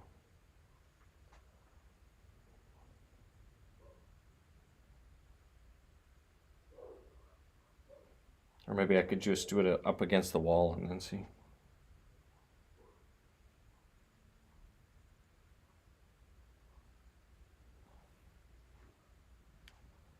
Has been a long time since I've weighed myself.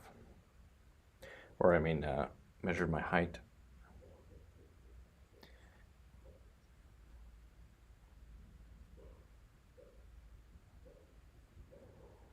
And my weight, I think I'm around 185. I've been hovering around there for a while. Though it's been a while since I weighed myself too, so.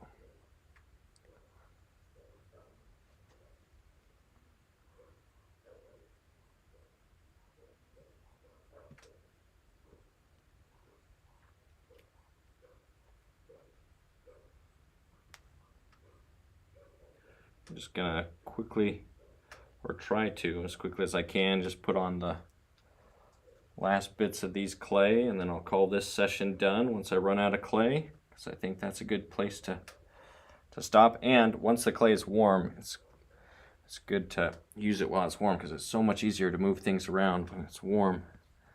And I think I'm going to get into a season where it's going to be very cold here in the barn, so as much mass as I can get on while it's warm, I want to put that on, and then I can, you know, the stuff that doesn't require as much clay, I can do with in the cold. Hopefully I'll still probably have to figure out a way to warm the studio, but I do have some space heaters and stuff, but maybe I just need to build a insulated area or something so that I don't have to warm the whole studio, because it's a pretty large space and it's not, the whole thing's not insulated. So maybe I just need to choose a corner of it and then insulate that corner pretty well, so that I can keep one spot warm.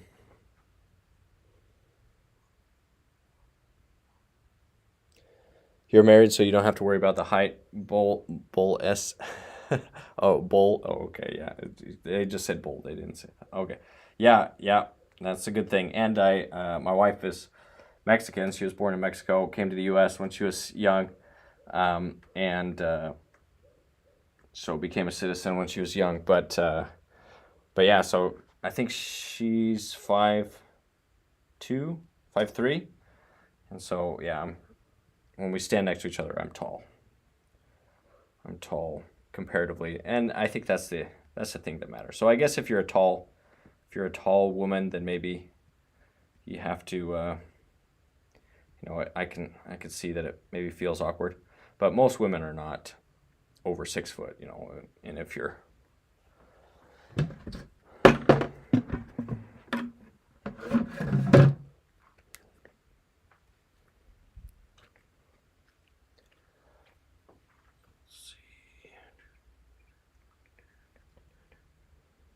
just trying to build out the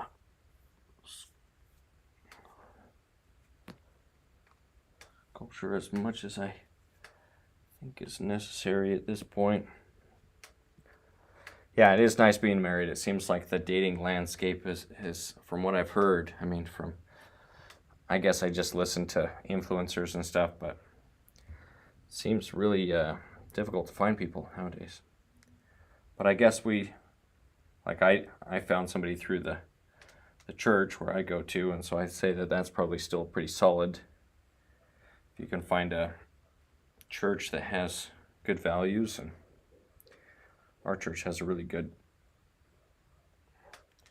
you know, family-centered values, and so you're able to find somebody that shares those values, and I'd say that that's a good place to start.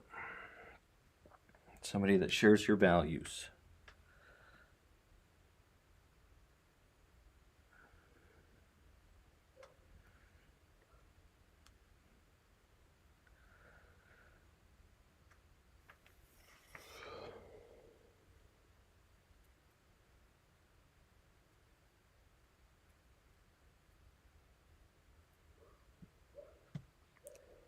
It says I'm a giant compared to her. No, I'm not that big compared to my wife. But yeah, I did feel when I was on the mission, because I was Spanish speaking, so but I was in the States, so I was stateside Spanish speaking. So a lot of Hispanic, you know, people from Mexico, from Honduras, from Cuba, Los Cubanos, like a bunch of Hispanics, and I felt tall on the mission.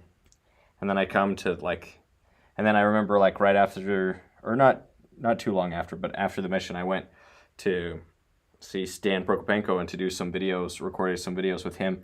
And him and his whole team, I felt like were just like giants. I'm like, why are you guys so tall? But he's very tall.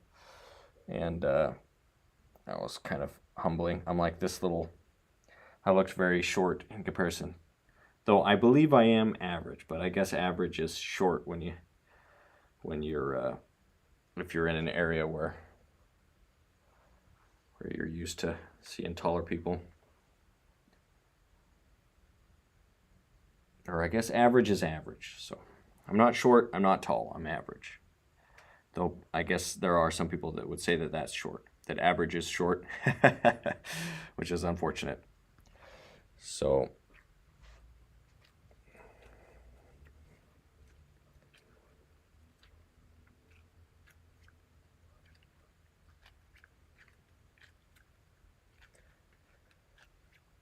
okay, this is the last of it, last of this batch of clay. So let me just smooth out these areas.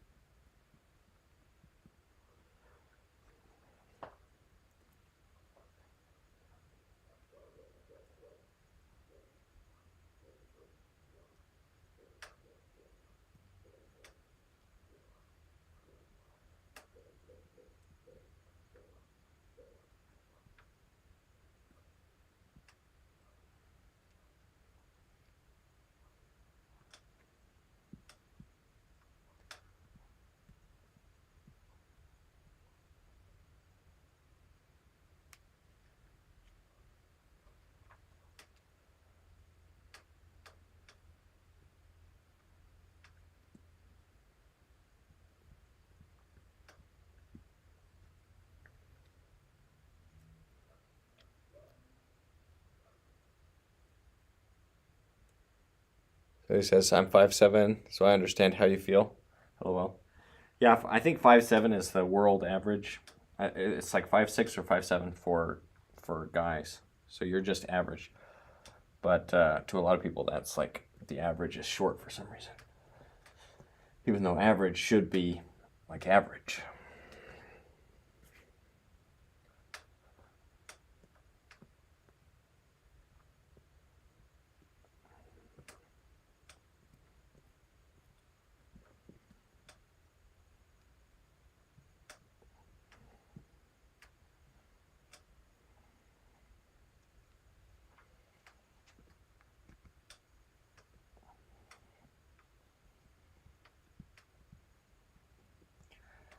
Okay, I think I'm coming to the end of this batch of clay, which means I'll need to find another color of clay, probably. So I'll probably use black, or the next session of clay I'll have to melt down some more, and it'll be probably a lot darker. I could probably push this around a little bit, you know, and do some smoothing out like I did over here on this part. So maybe I'll do that, but I think I'll need more clay before I can do much more than that. Just while this is relatively soft, let me just smooth out the high points.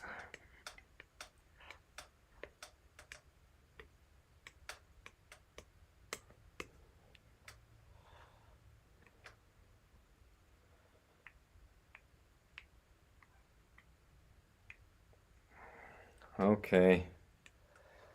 All right, I think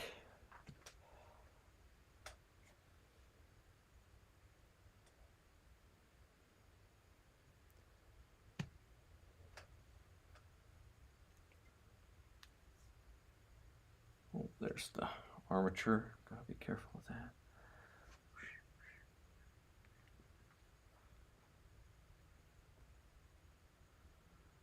push this out a little bit more. I think it might have to come out just a little bit further because I have to kind of round off the shoulders a little bit more. And right now it feels too thick this way compared to the width this way, so I think his shoulders will come out just a little bit more. But that's getting pretty close to, I think, where it should be. Pretty close, which is exciting. It's fun making progress on a big sculpture.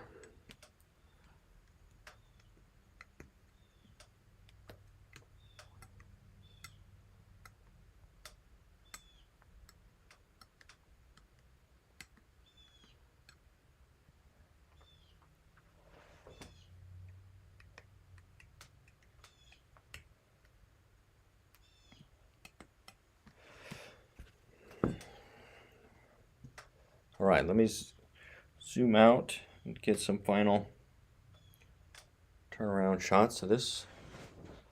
Move this bucket. Oh, I can actually take this bucket inside as I melt more clay. Amazing stream like always. Thank you. Appreciate that. Do you usually listen to music or audiobooks as you work? Yeah, usually live or podcasts are what I listen to.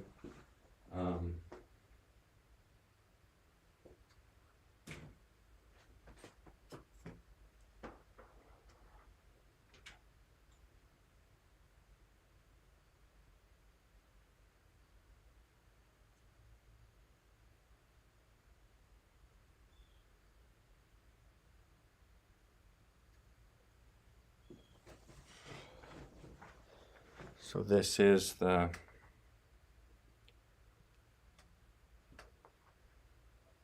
what it's looking like currently. Charlie Kirk sculpture. I'm probably around maybe one and a half life size. Maybe a little bit less than that. He was a big guy. He was what was he? He was like 6'6" or something like that.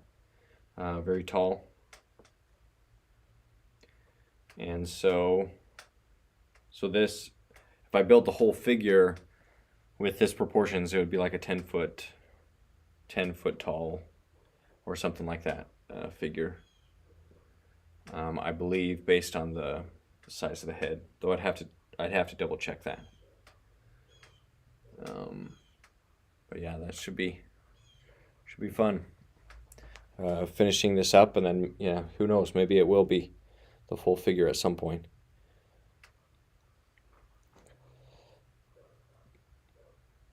Nice work, somebody says. Thanks, I appreciate it. And yeah, hopefully I'll see you guys soon in another stream where I'll have maybe some more clay mixed.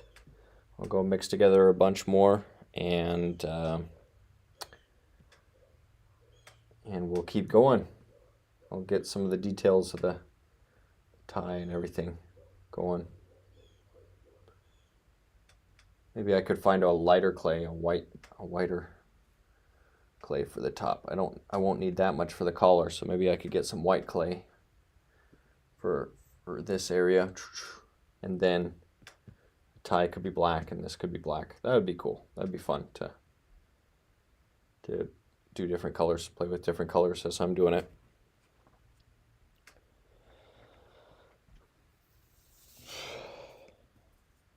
All right, stay creative, stay productive. Hopefully I'll see you guys soon again in another video.